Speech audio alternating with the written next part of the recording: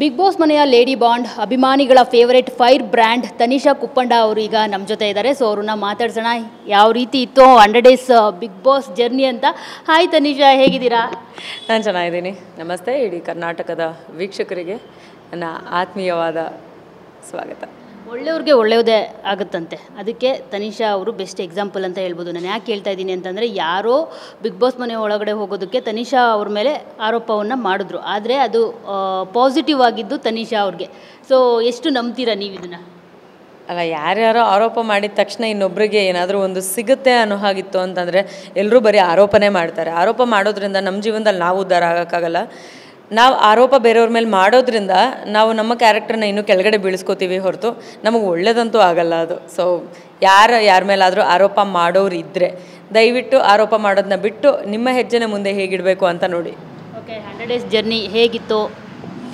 100 days journey ತುಂಬ ಚೆನ್ನಾಗಿತ್ತು. ಎಲ್ಲೋ ನೆನ್ನೆ ಮೊನ್ನೆ ಜರ್ನಿಯನ್ನು ಶುರು ಮಾಡಿದಾಗಿದೆ. ಅಲ್ಲಿ ದಿನಗಳು ಕಳೆದಿದ್ದು ಗೊತ್ತಾಗಲಿಲ್ಲ, ಯಾಕಂದರೆ ಅಲ್ಲಿ ಸೆಂಟಿಮೆಂಟ್ ಇತ್ತು, ಡ್ರಾಮಾ ಇತ್ತು, ಫ್ರೆಂಡ್ಶಿಪ್ ಇತ್ತು, ಪ್ರೀತಿ ಇತ್ತು, ಕೋಪ ಇತ್ತು, ಜಗಳಗಳಿದ್ವು, ಟಾಸ್ಕ್ಗಳಿದ್ವು, ಬಹಳಷ್ಟು ವಿಷಯಗಳಲ್ಲಿ ನಡೀತಾ ಇದ್ವು. ಸೊ ಎಲ್ಲ ಎಂಗೇಜ್ಡ್ ಆಗೇ ಇದ್ವಿ.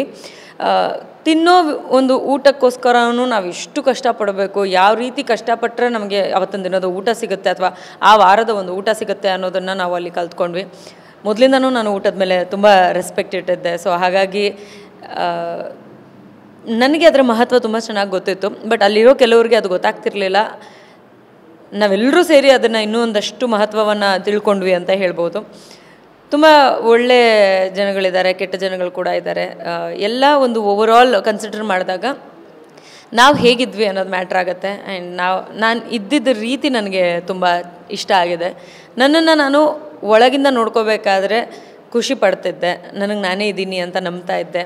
ಬಟ್ ಹೊರಗೆ ಬಂದಮೇಲೆ ನನ್ನನ್ನು ನೋಡಿ ಬಹಳಷ್ಟು ಜನ ಖುಷಿ ಪಟ್ಟಿದ್ದಾರೆ ಅನ್ನೋದು ಗೊತ್ತಾದ ಮೇಲೆ ನಾನು ಇದ್ದಿದ್ದಕ್ಕೂ ಸಾರ್ಥಕ ಅನ್ನೋಂಥ ಒಂದು ಗುಡ್ ಫೀಲ್ ನನಗೆ ಬಂದಿದೆ. So I am so happy about my journey. Big boss queen ಅನ್ನೋ ಪಟ್ಟ ತಗೊಳ್ತೀರಾ. ಅಫ್ಕೋರ್ಸ್ ಯಾರಿಗೂ ಅಷ್ಟು ಈಸಿಯಾಗಿ ಸಿಗೋದೇ ಇಲ್ಲ ಕ್ವೀನ್ ಅನ್ನೋ ಪಟ್ಟ. ಎಲ್ಲಿ ಟ್ರ್ಯಾಕ್ ಮಿಸ್ ಆಯಿತು ಅಂತ ನೆಕ್ಸ್ಟು? ಏನಿಲ್ಲ, ಕ್ವೀನ್ ಅಂತ ಒಂದು ಸತಿ ಆದಮೇಲೆ ಜವಾಬ್ದಾರಿಗಳು ಜಾಸ್ತಿ ಆಗುತ್ತೆ. ನಾನು ನನ್ನ ಜವಾಬ್ದಾರಿನ ನಿಭಾಯಿಸೋದ್ರಲ್ಲಿ ಬ್ಯುಸಿಯಾಗಿದ್ದೆ. ಆದರೆ ಯಾರು ನನಗೆ ಕ್ವೀನ್ ಅನ್ನೋ ಪಟ್ಟನ ಕೊಟ್ಟರೋ ಅವ್ರಿಗೆ ನನ್ನನ್ನು ಸಪೋರ್ಟ್ ಮಾಡಬೇಕು ಅಂತ ಎಲ್ಲೂ ಅನ್ನಿಸ್ಲಿಲ್ಲ. ಸೊ ಸಪೋರ್ಟ್ ಅನ್ನೋದು ಎಲ್ಲೂ ಯಾವ ಕಾರ್ನರಿಂದನೂ ಯಾವುದೇ ಆ್ಯಂಗಲಿಂದ ಬರದೇ ಇದ್ದಾಗ ಒಬ್ಬರೇ ಎಷ್ಟು ಅಂತ ಸ್ಟ್ರಗಲ್ ಮಾಡೋಕ್ಕಾಗುತ್ತೆ. ಇನ್ನು ನಾನು ಸ್ಟ್ರಗಲ್ ಮಾಡೋದು ಡೆಫಿನೆಟ್ಲಿ ಎಲ್ರಿಗೂ ಕಾಣಿಸಿರ್ಬೇಕು ಅಂತ ಏನೂ ಇಲ್ಲ, ಯಾಕಂದರೆ ಯಾವಾಗಲೂ ನಗ್ನಗ್ತಾ ಚೆನ್ನಾಗಿರಬೇಕು ಅಂತ ನಾನು ಯಾವಾಗಲೂ ಅಂದ್ಕೊಳ್ತಾ ಇದ್ದೆ. ಸೊ ನಾನು ನಗ್ನಗ್ತಾ ನನಗೆ ಹೇಗೆ ಬೇಕೋ ಹಾಗಿರ್ತಾ ಇದ್ದೆ. ಸಪೋರ್ಟ್ ಮಾಡೋರು ಯಾರು ಇಲ್ಲದೇ ಇರೋ ಕಾರಣದಿಂದ ಪ್ರಾಬಬ್ಲಿ ಇದ್ರ ರಿಸಲ್ಟಿಂಗ್ ಆಗಿರ್ಬೋದು. ಎಷ್ಟು ಬೇಸರ ಇದೆ ತನಿಷಾ, ಬಿಕಾಸ್ ನಾವಂತೂ ಅಂದ್ಕೊಂಡೇ ಇದ್ವಿ, ಸ್ಪೆಷಲಿ ನಾನು ಕೂಡ ಅಂದ್ಕೊಂಡಿದ್ದೆ ನೀವು ಟಾಪ್ 5 ಇದ್ದೇ ಇರ್ತೀರಾ, ಸಕ್ಕತ್ತಾಗಿ ಆಟ ಆಡ್ತಿದ್ದಾರೆ ಅಂತ ಹೇಳ್ಬಿಟ್ಟು. ಏನಾಯಿತು? ಡೆಫಿನೆಟ್ಲಿ ಟಾಪ್ 5 ನಾನು ಇರಬೇಕಾಗಿತ್ತು. ಬಟ್ ಜನರಿಗೆ ವೋಟ್ ಮಾಡೋವಂಥ ಸಂದರ್ಭ ಅಂತ ಬಂದಾಗ ಎಲ್ಲೋ ಒಂಚೂರು ಕಡಿಮೆ ವೋಟ್ ಬಂದಿದೆ ಅಂತ ನನಗೆ ತಿಳಿಯಿತು. ಯಾವ ವಿಚಾರಕ್ಕೆ ಜನಕ್ಕೆ ನಾನು ಇಷ್ಟ ಆಗಲಿಲ್ವೋ ಅಥವಾ ಇಷ್ಟ ಆಗಿದ್ದಾರೆ ಸಾಕು ಅಂತ ವೋಟ್ ಮಾಡಲಿಲ್ವೋ ಅಥವಾ ಎಲ್ರಿಗೂ ಇಷ್ಟ ಆಗಿದ್ದಾರೆ ವೋಟ್ ಮಾಡ್ತಾರೆ ಬಿಡು ನಾವು ಮಾಡಲಿಲ್ಲ ಅಂದರೂ ನಡೆಯುತ್ತೆ ಅಂತ ಸುಮ್ಮನಾಗ್ಬಿಟ್ರೋ ಏನೋ ಗೊತ್ತಿಲ್ಲ. ಬಟ್ ವೋಟ್ ಇಲ್ಲದೆ ಇರೋ ಕಾರಣ ನಾನು ಹೊರಗಿದ್ದೀನಿ ಅಂತ ನನಗೆ ತಿಳಿಸಿರುವಂಥದ್ದು. ನಾನೆಲ್ಲೂ ಯಾವುದನ್ನು ಕಡಿಮೆ ಮಾಡಲಿಲ್ಲ. ನಾನು ಬೆಸ್ಟ್ ಏನನ್ನು ಕೊಡ್ಬೋದಾಗಿತ್ತು ಆ ಬೆಸ್ಟನ್ನು ಕೊಟ್ಟಿದ್ದೀನಿ. ಆ್ಯಂಡ್ ಬೆಸ್ಟ್ ಅಂತ ಜನ ಕೂಡ ಅದನ್ನು ಆಕ್ಸೆಪ್ಟ್ ಮಾಡ್ಕೊಂಡಿದ್ದಾರೆ. ಇದಕ್ಕಿಂತನೂ ಮೀರಿದ್ದೇನಾದರೂ ಮಾಡಿದ್ರೆ ಅದು ಫೇಕ್ ಆಗಿಬಿಡುತ್ತೆ. ನಾನು ಅಲ್ಲದೆ ಇರೋದನ್ನು ನನಗೆ ಮಾಡೋದಕ್ಕೆ ಇಷ್ಟ ಇರಲಿಲ್ಲ. ಹೇಗೆ ನಡೀತಿದೆಯೋ ಹಾಗೆ ನಡೀಲಿ ಅಂತ ನಾನು ಖುಷಿಯಾಗಿದ್ದೀನಿ. ಕಾರ್ತಿಕ್ ನಾಮಿನೇಟ್ ಮಾಡಿದ್ದಾದಮೇಲೆ ನೀವು ಎಲಿಮಿನೇಟ್ ಆದ್ರಿ ಅದೇ ವಾರ. ಸೊ ನಿಮಗೆ ಅದ್ರ ಬಗ್ಗೆ ಏನಾದರೂ ಈಗಲೂ ಕೂಡ ಬೇಸರ ಇದೆಯಾ?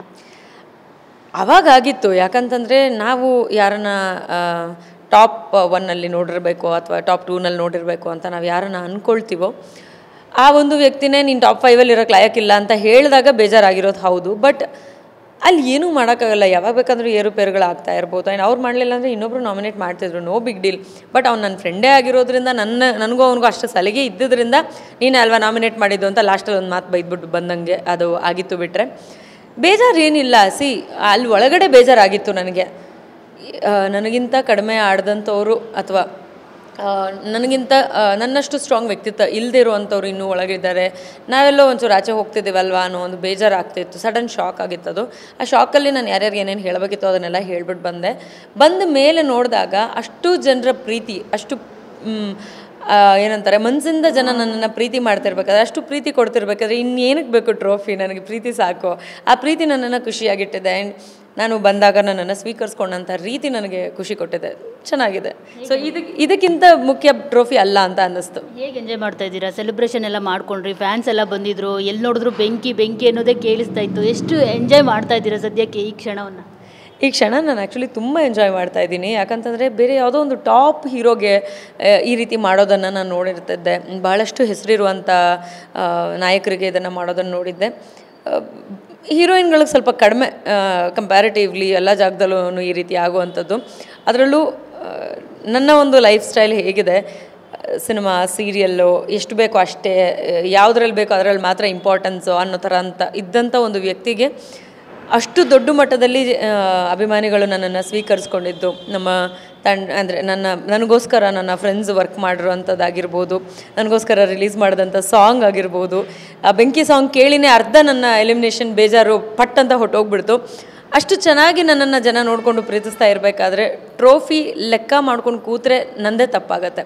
ನಾನು ಟ್ರೋಫಿಗೋಸ್ಕರ ಏನು ಬೇಕಾದರೂ ಮಾಡ್ಬೋದಿತ್ತು ಮನೆ ಒಳಗಡೆ. ಬಟ್ ನಾನಾಗಿದ್ದರಿಂದ ಇಷ್ಟು ಜನರ ಪ್ರೀತಿ ನನಗೆ ತಲುಪಿದೆ. ಮನೆ ಮಗಳು ಅಂತ ಒಪ್ಕೊಂಡಿದ್ದಾರೆ, ದೊಡ್ಡ ಮನೆಯ ಅಕ್ಕ ಬಾಂಡ್ ಅಂತ ಹೇಳಿದ್ದಾರೆ. ಸೊ ಇದೆಲ್ಲ ಮಾತುಗಳು ಕೇಳಬೇಕಾದ್ರೆ ಟ್ರೋಫಿ ಗೆದ್ದಷ್ಟೇ ಸಂತೋಷ, ಖುಷಿ ಇದೆ. ನಾನು ಅದನ್ನು ತುಂಬ ಎಂಜಾಯ್ ಮಾಡ್ತಾ ಇದ್ದೀನಿ, ಇನ್ನು ಮುಂದೆ ಕೂಡ ಎಂಜಾಯ್ ಮಾಡ್ತೀನಿ. ಯಾರು ಈ ರೀತಿ ಎಲಿಮಿನೇಟ್ ಆಗಿಲ್ಲ ಅನ್ನೋದು ಕೇಳಿ ಬರ್ತಿದೆ. ಲೈಕ್ ತುಂಬ ನೊಂದ್ಕೊಂಡು ಬರ್ತಿರ್ಬೇಕಿದ್ರೆ ನೀವು, ಲೈಕ್ ಕೊನೆ ಕ್ಷಣದಲ್ಲಿ ಎಲ್ಲರೂ ಅವರು ಪಾಸ್ ಕೊಟ್ಟರು, ಎಲ್ಲರೂ ಹೋಗಿ ತನಿಷಾನ ಬಾಯ್ ಹೇಳಿ ಅಂತ ಹೇಳ್ಬಿಟ್ಟು.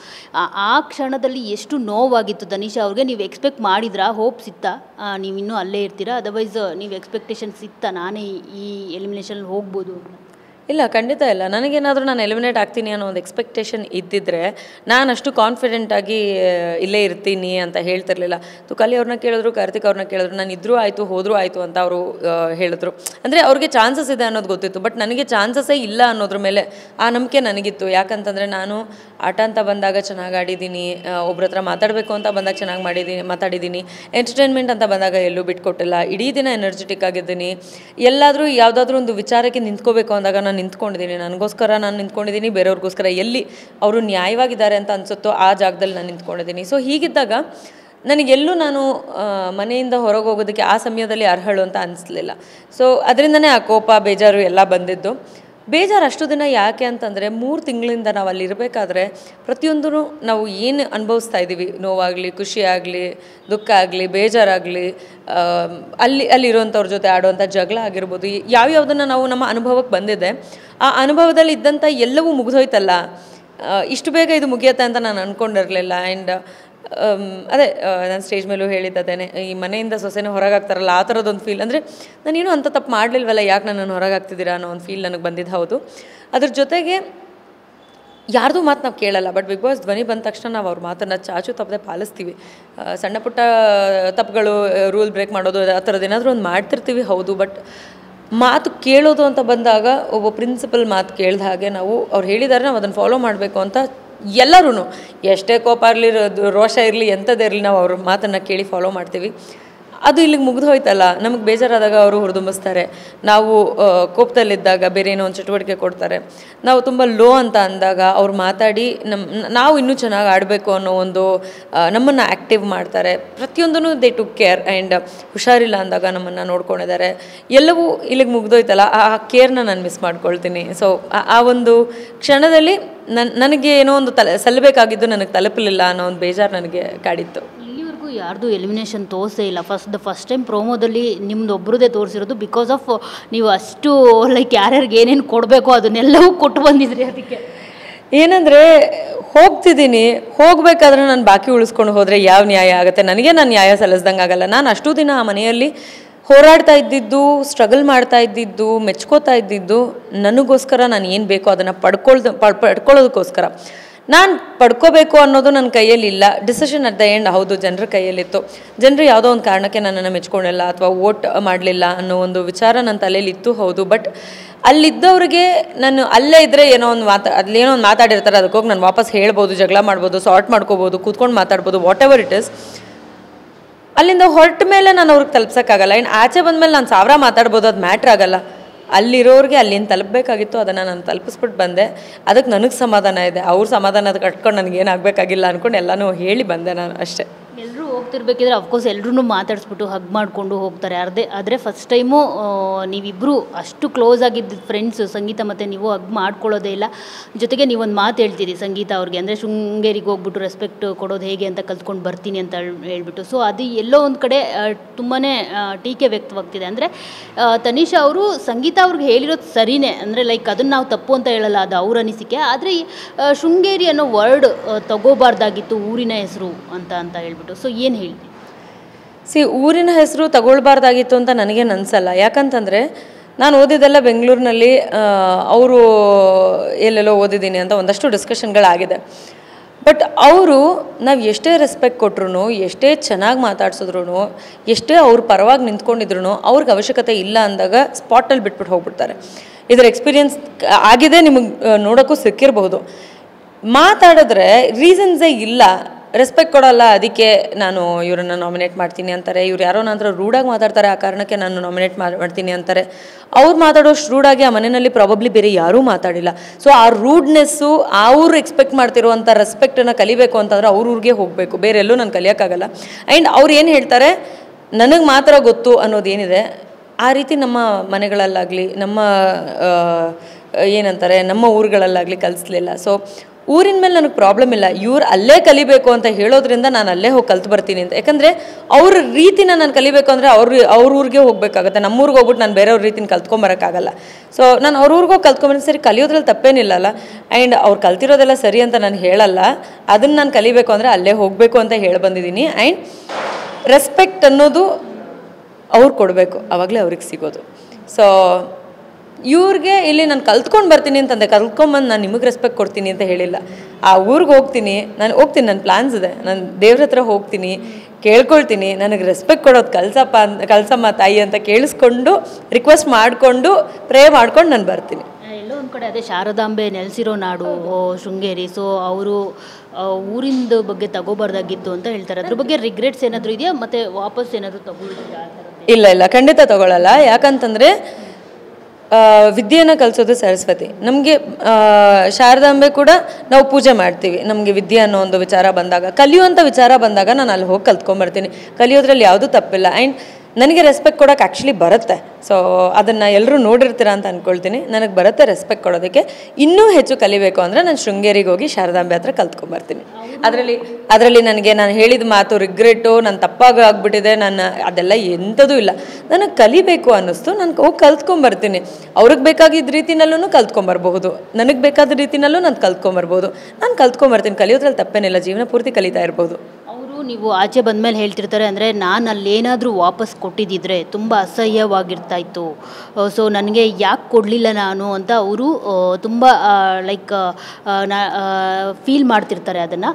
ಜೊತೆಗೆ ಇನ್ನೊಂದು ಸ್ವಲ್ಪ ನಿಮಿಷಗಳಾದಮೇಲೆ ಅವ್ರು ಹೇಳ್ತಾ ಇರ್ತಾರೆ, ನಾನೊಂದು ಹಗ್ಗಾದರೂ ಮಾಡಿ ಕಳಿಸ್ಬೋದಾಗಿತ್ತು ಅವ್ರನ್ನ ಅಂತ ಹೇಳ್ಬಿಟ್ಟು. ನಿಮಗೂ ಏನಾದರೂ ಇಲ್ಲಿ ಆಚೆ ಬಂದಮೇಲೆ ಅಟ್ಲೀಸ್ಟ್ ಒಂದು ಹಗ್ ಮಾಡ್ಬೋದಿತ್ತು ಅಂತ ಅನ್ನಿಸ್ತಾ, ಮತ್ತು ಅವರು ನಿಮಗೆ ವಾಪಸ್ ಕೊಡ್ತಿದ್ದೆ ಅಂತ ಅನ್ನೋದ್ರ ಬಗ್ಗೆ ಏನು ಹೇಳ್ತಾರೆ? ವಾಪಸ್ ಕೊಡ್ತಿದ್ದೆ ಅಂತಂದರೆ ನಿನಗೆ ಅನ್ನಿಸ್ತು ಅಂದರೆ ನೀನು ಮಾಡಬೇಕಿತ್ತು. ನೀನು ಮಾಡಲಿಲ್ಲ, ಅದು ನಿನ್ನ ತಪ್ಪು, ನನಗೆ ಗೊತ್ತಿಲ್ಲ. ನನಗೆ ನಾ ಹೇಳಿದ್ರಲ್ಲಿ ತಪ್ಪಿದೆ ಅಂತ ಅನ್ನಿಸ್ತಾ ಇಲ್ಲ. ಸೊ ಹಾಗಾಗಿ ನಾನು ಅದನ್ನು ವಾಪಸ್ ತೊಗೊಳ್ಳಲ್ಲ. ನನಗೆ ಸಂಗೀತ ಅವ್ರನ್ನ ಹಗ್ ಮಾಡಬೇಕು ಅಂತ ಅನ್ನಿಸ್ಲಿಲ್ಲ. ಯಾಕಂದರೆ ಈ ಒಂದು 3 ವಾರದಲ್ಲಿ ಅವರು ತೋರಿಸಿದಂಥ ಮುಖ ಆಗಿರ್ಬೋದು, ಅವ್ರು ನಡ್ಕೊಳ್ತಾ ಇರೋಂಥ ರೀತಿ ಆಗಿರ್ಬೋದು, ಪ್ರಾಬಬ್ಲಿ ನಿಮಗೆಲ್ಲ ನೋಡೋದಕ್ಕೆ ಸಿಗ್ತಾ ಇಲ್ಲ. ಬಟ್ 24 ಗಂಟೆ ನಾವು ನೋಡ್ತಾ ಇರಬೇಕಾದ್ರೆ ಅವ್ರು ನಮಗೆ ಯಾವ ಮುಖನ ಬಂದಾಗ ತೋರಿಸಿದ್ರಲ್ಲ, ಆ ಮುಖ ಖಂಡಿತವಾಗ್ಲೂ ಇಲ್ಲ. ಒಬ್ಬರನ್ನ ತುಳಿದು ಮೇಲೆ ಹೋಗ್ತಾ ಇರೋದನ್ನು ನಾನು ಖಂಡಿತವಾಗ್ಲೂ ನೋಡ್ತಾ ಇದ್ದೀನಿ. ಕಣ್ಣಾರೆ ನೋಡಿದ ಮೇಲೂ ನಿನ್ನನ್ನು ಮೆಚ್ಕೊಳ್ಳೋಷ್ಟು ಒಳ್ಳೆ ಗುಣ ನನಗಿಲ್ಲ. ನೀನು ಅದೇನೋ ಚೆನ್ನಾಗಿ ಅನ್ನಿಸ್ತಿಲ್ಲ ನನಗೆ ನೀನು ಬೇಡ, ಅದಷ್ಟೇ ನನಗೆ ಕ್ಲಿಯರ್. ನಾನು ಅದಕ್ಕೋಸ್ಕರ ಅವ್ರು ಸರಿ ಇಲ್ಲ, ಅವ್ರು ಹಂಗೆ ಮಾಡ್ತಾರೆ ಹಿಂಗೆ ಮಾಡ್ತಾರೆ ಅಂತ ಹೇಳ್ಕೊಂಡು ತಿರುಗುವಂಥ ಜಾಯಮಾನ ನಂದಲ್ಲ. ಹೇಳ್ಕೊಂಡು ತಿರುಗೋ ರೀತಿ ಬೇರೆ. ಒಬ್ರ ಹತ್ರ ಹೋಗ್ಬಿಟ್ಟು ಅವ್ರು ಹಂಗೆ ಮಾಡಿದ್ರು, ಹಿಂಗೆ ಮಾಡಿದ್ರು, ಅವ್ರು ಸರಿ ಇಲ್ಲ, ನೀನು ಮಾತಾಡಬೇಡ ಅಂತ ಹೇಳ್ಕೊಡೋ ಬುದ್ಧಿ ಅವ್ರಿಗಿದೆ, ನನಗಿಲ್ಲ. ಆ್ಯಂಡ್ ಈ ಮುಂಚೆ ಕೂಡ ವರ್ತೂರ್ ಅವ್ರಿಗೂ ಈ ಥರದ್ದೇನೋ ಒಂದು ಗೇಮ್ ವಿಚಾರದಲ್ಲಿ ಒಂದು ಆರ್ಗ್ಯುಮೆಂಟ್ ಬಂದಾಗ ತನಿಷಾ ಹೋಗಿ ಫೀಡ್ ಮಾಡಿದ್ರು ಅಂತ ಹೇಳ್ತಾರೆ. ಸೊ ಈ ರೀತಿ ಮಾತಾಡೋರಿಗೆ ನನಗೆ ಹಕ್ಕು ಕೊಡಬೇಕು ಅಂತ ಅನಿಸ್ತಿಲ್ಲ. Because you know me already. ನಿನಗೆ ಗೊತ್ತಿಲ್ಲ ಅಂದರೆ ಓಕೆ, ಪರವಾಗಿಲ್ಲ, ನೀನು ಹೊಸಬ್ಳಾಗಿದ್ದರೆ ಪರವಾಗಿಲ್ಲ. You know me already and you been my friend. ಯಾವುದೋ ಒಂದು ಬೇರೆ ವಿಚಾರ, ಕಾರ್ತಿಕ್ ವಿಚಾರ ಬಂದಾಗ ಅವನದು ನಂದು ಸರಿ ಹೋಗಲ್ಲ, ನಂದು ನಿಂದು ಬೇಕಾದರೆ ಸರಿ ಹೋಗ್ಬೋದು ಅಂತ ಹೇಳ್ತಾರೆ. ನಾನು ಎಲ್ಲರ ಜೊತೆ ಎಷ್ಟಿರಬೇಕೋ ಅಷ್ಟು ಚೆನ್ನಾಗೇ ಇದ್ದೀನಿ, ಇಲ್ಲ ಅಂತಲ್ಲ. ಬಟ್ ಹಗ್ಗು ಮಾಡಬಾರ್ದು ಅನ್ನೋಂಥ ಒಂದು ವ್ಯಕ್ತಿತ್ವನ ಅವ್ರು ತೋರಿಸಿದಾಗ ನಾನು ಅದನ್ನು ರಿಗ್ರೆಟ್ ಮಾಡೋದಕ್ಕೆ ಚಾನ್ಸೇ ಇಲ್ಲ. ಅವ್ರ ವ್ಯಕ್ತಿತ್ವದಲ್ಲಿ ಅವ್ರು ಕೆಳಗೆ ಹೋಗಿದ್ದಾರೆ, ಅವ್ರು ನನಗೆ ಇಷ್ಟ ಆಗ್ತಾ ಇಲ್ಲ ಅನ್ನೋದು ಅಲ್ಲಿ ನಾನು ಹೇಳಿದ್ದೀನಿ. ಹೇಳಿದ ಮೇಲೆ ಅವ್ರು ಮತ್ತೆ ನನಗೆ ರೆಸ್ಪೆಕ್ಟ್ ಕೊಡಲ್ಲ ಆ ಕಾರಣಕ್ಕೆ ಅಂತ ನಾವು ಚೆನ್ನಾಗಿದ್ದಾಗಲೂ ಹೇಳಿದ್ದಾರೆ. ಹೇಳಿದಾಗ ನಾವು ಅರ್ಥ ಮಾಡಿಸೋ ಪ್ರಯತ್ನ ಪಟ್ಟಿದ್ದೀವಿ, ಯಾವ ರೀತಿ ಯಾರಿಗೆ ರೆಸ್ಪೆಕ್ಟ್ ಕೊಡೋದು ಅಂತ ಅಂದ್ಬಿಟ್ಟು. ಕೊನೆಗೂ ಕೊನೆ ದಿನ ನೀನು ಬಂದಿದ್ದ ದಿವಸ ಇಲ್ಲದೆ ಇರೋವಂಥದ್ದು, ಈ ಮನೆಯಲ್ಲಿ ನನಗೆ ರೆಸ್ಪೆಕ್ಟ್ ಕೊಡೋವಂಥವ್ರು ಇವರೊಬ್ಬರೇ ಇರೋದು ಅಂತ ಹೇಳಿದ ಬಾಯಲ್ಲೇ ರೆಸ್ಪೆಕ್ಟ್ ಕೊಡಲ್ಲ ಅಂತ ಹೇಳ್ಕೊತಿರ್ತೀವಿ. ರೆಸ್ಪೆಕ್ಟ್ ಅವ್ರಿಗೆ ಕೊಡದೇ ಇರೋವಂಥ ಕೆಲಸ ನಾನು ಯಾವುದೂ ಮಾಡಲಿಲ್ಲ. ಆ್ಯಂಡ್ ನನಗೆ ಗೊತ್ತಿದೆ ರೆಸ್ಪೆಕ್ಟ್ ಕೊಡೋದಕ್ಕೆ. ಇದ್ರ ಮೇಲೂ ನೀವು ಆ ಮಾತು ಹೇಳ್ತೀರಾ ಅಂತಂದರೆ I don't feel like hugging you. ನಿಮ್ಮ ಟಚ್ ಕೂಡ ನನಗೆ ಇರಿಟೇಟ್ ಆಗುತ್ತೆ. ಸೊ ಅದನ್ನ ಫೀಲ್ ಮಾಡೋದಕ್ಕೆ ನನಗೆ ಇಷ್ಟ ಇರಲಿಲ್ಲ. ನಾನು ಐ ಡೋಂಟ್ ರಿಗ್ರೆಟ್ ಇಟ್. ಪರವಾಗಿಲ್ಲ, ನನಗೆ ಬೇಡ ಅಂತ ಅಂದ್ಕೊಂಡಿದ್ದು ಬೇಡ ಅಷ್ಟೇ. ಅದೇ ನೀವು ಹೇಳ್ತಾ ಇದ್ದೀವಿ ತುಳಿದು ಬೆಳೀತಾರೆ ಅವರು ಅಂತ ಹೇಳ್ಬಿಟ್ಟು, ಎಲ್ಲೋ ಒಂದು ಕಡೆ ಅವ್ರಿಗೆ ಸ್ಟೆಪ್ಸು ನೀವು ಮತ್ತು ಕಾರ್ತಿಕ್ ಆದ್ರ ಅಂತ ಮೊನ್ನೆ ಕೂಡ ಅದೇ ವಾದ ಆಗ್ತಾ ಇರುತ್ತೆ. ಸುದೀಪ್ ಸರ್ ಅದೇ ಪ್ರಶ್ನೆ ಮಾಡ್ತಾರೆ, ಅವಾಗ ಹೌದು ಇಲ್ಲ ಅಂತ ನೋ ಮತ್ತು ಅಂತ ಆನ್ಸರ್ಸ್ ಬರ್ತಾ ಇರುತ್ತೆ. ಅಫ್ಕೋರ್ಸ್ ಕಾರ್ತಿಕ್ ಅವರು ಕೂಡ ಒಪ್ಕೊಳ್ತಾರೆ, ಹೌದು ನನ್ನ ಇವರು ಸ್ಟೆಪ್ ಮಾಡಿಕೊಂಡ್ರು ಅವ್ರ ಮೇಲಕ್ಕೆ ಹೋಗೋಕ್ಕೆ. ನನ್ನ ವಿಚಾರದಲ್ಲಿ ನನಗೆ ಅಷ್ಟಾಗಿ ಅನಿಸಲ್ಲ, ಬಟ್ ಕಾರ್ತಿಕ್ ವಿಚಾರದಲ್ಲಿ ಹೌದು. ಯಾಕಂತಂದರೆ ಅವರು ಕಾಂಟೆಂಟ್ ಅಂದ್ಕೊಂಡು ಮಾಡಿದ್ರು ಅಥವಾ ಆ ಟೈಮ್ನಲ್ಲಿ ಅದು ಚೆನ್ನಾಗಿ ಅನ್ನಿಸ್ತೋ I don't know. But Karthik ಮತ್ತು ಅವರು ಜೊತೆಯಲ್ಲಿ ಇದ್ದಿದ್ದ ಕಾರಣ ಅವರು ಒಂದು ಹೈಲೈಟ್ ಆಗುವಂಥದ್ದು ಎವಿಡೆಂಟಾಗಿ ಗೊತ್ತಾಗ್ತಾ ಇತ್ತು. ಕ್ಯಾಮ್ರಾಗೋಸ್ಕರ ಮಾಡ್ತಾರೆ ಅನ್ನೋದನ್ನು ಬಹಳಷ್ಟು ಜನ ಒಂದು ಆರ್ಗ್ಯುಮೆಂಟಲ್ಲೂ ಕೂಡ ತೊಗೊಂಡಿದ್ದಾರೆ, ನಾಮಿನೇಷನ್ಸಲ್ಲಿ ತೊಗೊಂಡಿದ್ದಾರೆ. ಆ್ಯಂಡ್ ನ್ಯಾಯವತ್ತು ಫ್ರೆಂಡ್ಶಿಪ್ ಆಯಿತು ಅಂತಂದರೆ ಅದೇ ಮನೆಯಲ್ಲಿ ನೀವು ಮೊದಲಿನಿಂದ ಇರಬೇಕಾದ್ರೆ ನಿಮ್ಮ ಜೊತೆನಲ್ಲೇ ಫ್ರೆಂಡಾಗಿ ಪ್ರತಿಯೊಂದರಲ್ಲೂ ನಿಂತಿದ್ದಾಗ, ನಿಮಗೋಸ್ಕರ ಆಟ ಆಡಿದ್ದಾಗ, ಇಷ್ಟೆಲ್ಲ ಮಾಡಿರಬೇಕಾದ್ರೆ just because you don't like him for one reason ನೀವು ಅವ್ರ ಮೇಲೆ ಅಲಿಗೇಷನ್ ಮಾಡಲ್ಲ, ನೀವು ಅವ್ರನ್ನ ತಪ್ಪು ಅಂತ ಹೇಳಲ್ಲ, ಅಥವಾ ಅವ್ರ ಬಗ್ಗೆ ಬರೀ ತಪ್ಪನ್ನೇ ಮಾತಾಡ್ತಾ ಹೋಗಲ್ಲ, ಅವ್ರ ಕ್ಯಾರೆಕ್ಟರ್ ಮೇಲೆ ಕ್ವೆಶನ್ ರೈಸ್ ಮಾಡಲ್ಲ, ನಾನಿಲ್ಲದೆ ಅವ್ರು ಝೀರೋ ಅಂತ ಹೇಳಲ್ಲ. ಫ್ರೆಂಡಾ? ಹೌದು. ನಾನು ಮಾತಾಡ್ತಿಲ್ವಾ? ಹೌದು. ಬಟ್ ಅಟ್ಲೀಸ್ಟ್ ತಪ್ಪಾಗಿ ಮಾತಾಡಬಾರ್ದು. ಅದನ್ನು ನೋಡಿದ್ರೆ ಖಂಡಿತವಾಗ್ಲೂ ಅವರು ಅದನ್ನು ಮೆಟ್ಲು ಮಾಡ್ಕೊಂಡ್ರು ಅಂತಾರೆ. ಆ್ಯಂಡ್ ಅವ್ನು ಒಬ್ಬನೇ ಅಂತಲ್ಲ, ಅವರ ಭಾಳಷ್ಟು ಜನರನ್ನ ಆ ರೀತಿಯಾಗಿ ಯೂಸ್ ಮಾಡ್ಕೊಂಡಿದ್ದಾರೆ. ಅದು ನೋಡ್ತಿದ್ವಿ, ಹೇಳೋವಂಥ ಜಾಗ ಅಲ್ಲ, ಹೇಳೋವಂಥ ರೀತಿ ಅಲ್ಲ. ಆ್ಯಂಡ್ ಅವ್ರ ಗೇಮ್ ಅವ್ರು ಆಡ್ತಿದ್ದಾರೆ ಅಂದ್ಬಿಟ್ಟು ಸುಮ್ಮನಾಗ್ತಿದ್ವಿ ಅಷ್ಟೇ. ಈಗ ಕಾರ್ತಿಕ್ ಇಲ್ಲದೆ ಸಂಗೀತ ಝೀರೋನ, ಸಂಗೀತ ಇಲ್ಲದೆ ಕಾರ್ತಿಕ್ ಝೀರೋನ, ಬಿಕಾಸ್ ಒಂದು ಟಾಪಿಕ್ ನಡೀತಾ ಇರುತ್ತೆ, ಕನ್ವರ್ಸೇಷನ್ ನಡೀತಾ ಇರುತ್ತೆ. ತುಕಾಲಿ ಸಂತೋಷ್ ಮತ್ತು ಸಂಗೀತ ಅವ್ರು ಹೇಳ್ತಾರೆ, ನಾನಿಲ್ಲದೆ ಕಾರ್ತಿಕ್ ಈಗ ಝೀರೋ ಆಗಿದ್ದಾನೆ. ನನ್ನ ಮೂವಿಗೆ ನಾಯಕಿ ನಾನಾದರೆ ಬೇರೆಯವರು ಹೀರೋ ಇರ್ತಾರೆ, ಆದರೆ ಈಗ ಏನಾಗಿದೆ ಅಂದರೆ ನಾನೇ ಹೀರೋ, ಇಲ್ಲಿ ನಾನೇ ನಾಯಕಿ ಅಂತ ಹೇಳ್ಬಿಟ್ಟು, ಅಂದರೆ ನಾನು ಈ ಮನೆಗೆ ನಾನೇ ಹೀರೋ ಅಂತ ಹೇಳ್ತಾರೆ. ಇದು ಆ್ಯಕ್ಚುಲಿ ಒಂದು ಚಟುವಟಿಕೆ ಬರುತ್ತೆ. ಆ ಚಟುವಟಿಕೆನಲ್ಲಿ ನಾನು ಹೇಳಿರ್ತೀನಿ ಇದನ್ನು, ನಾನೇ ಹೀರೋ, ನಾನೇ ಹೀರೋಯಿನು, ನಾನೇ ವಿಲನ್ ಅಂತ. ಅವರು ತುಂಬ ಚೆನ್ನಾಗಿ ಕಾಪಿ ಮಾಡ್ತಾರೆ, ಬಟ್ ಸ್ಪೇಸ್ ತೊಗೊಂಡು ಕಾಪಿ ಮಾಡ್ತಾರೆ. ಅವ್ರು ಇದನ್ನು ಭಾಳಷ್ಟು ವಿಚಾರಗಳಲ್ಲಿ ನಾನು ನೋಡಿದ್ದೀನಿ. ನಾನು ಏನಾದರೂ ಒಂದು ಮಾಡಿದ್ರೆ ಅದನ್ನು ತುಂಬ ಚೆನ್ನಾಗಿ ಕಾಪಿ ಮಾಡ್ತಾರೆ, ಬಟ್ ವೇದಿಕೆ ಸಿಕ್ಕಾಗ ಕಾಪಿ ಮಾಡ್ತಾರೆ. ಸೊ ನಂದು ನೇಚರ್ ಅಂತ ಆಗುತ್ತೆ, ಅವ್ರು ಅದನ್ನು ಹೈಲೈಟ್ ಮಾಡೋಕ್ಕೆ ಟ್ರೈ ಮಾಡ್ತಾರೆ. ಅದೇ ರೀತಿಯಾಗಿ ಇದನ್ನು ಮಾಡಿದ್ದಾರೆ. ಅಲ್ಲಿ ಯಾರಿದ್ರೆ ಹೀರೋ, ಯಾರಿದ್ರೆ ಝೀರೋ ಅಂತ ಆಗಲ್ಲ. ಎಲ್ರಿಗೂ ಅವ್ರದ್ದೇ ಆಗಿರುವಂಥ ವ್ಯಕ್ತಿತ್ವ ಇದೆ, ಅವ್ರದ್ದೇ ಆಗಿರುವಂಥ ಚಟುವಟಿಕೆಗಳಿದೆ, ಅವ್ರದ್ದೇ ಆಗಿರುವಂತಹ ವಿಧಾನ ಇದೆ ಆ ಮನೆಯಲ್ಲಿ ಇರೋದಕ್ಕೆ. ಕಾರ್ತಿಕ್ ಇಲ್ಲದೆ ಸಂಗೀತ ಝೀರೋ ಅಂತನೂ ಇಲ್ಲ, ಸಂಗೀತ ಇಲ್ಲದೆ ಕಾರ್ತಿಕ್ ಝೀರೋ ಅಂತನೂ ಇಲ್ಲ. ಈ ಒಂದು ವಾದ ಬಂದಾಗ ಅವರಿಬ್ಬರು ಒಂದು ಸ್ವಲ್ಪ ಅದ್ರ ಬಗ್ಗೆ ಆರ್ಗ್ಯೂ ಮಾಡ್ಕೊಂಡಿದ್ದು ಹೌದು.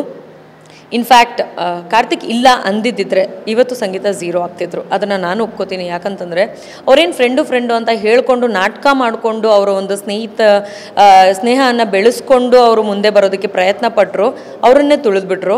ಈ ರೀತಿಯಾಗಿ ಮಾಡ್ತಾರೆ. ಆ್ಯಂಡ್ ಈ ಒಂದು ಬುದ್ಧಿ ಇರೋದು ಸಂಗೀತಂಗೆ ಮಾತ್ರ, ಕಾರ್ತಿಕ್ಗಿಲ್ಲ.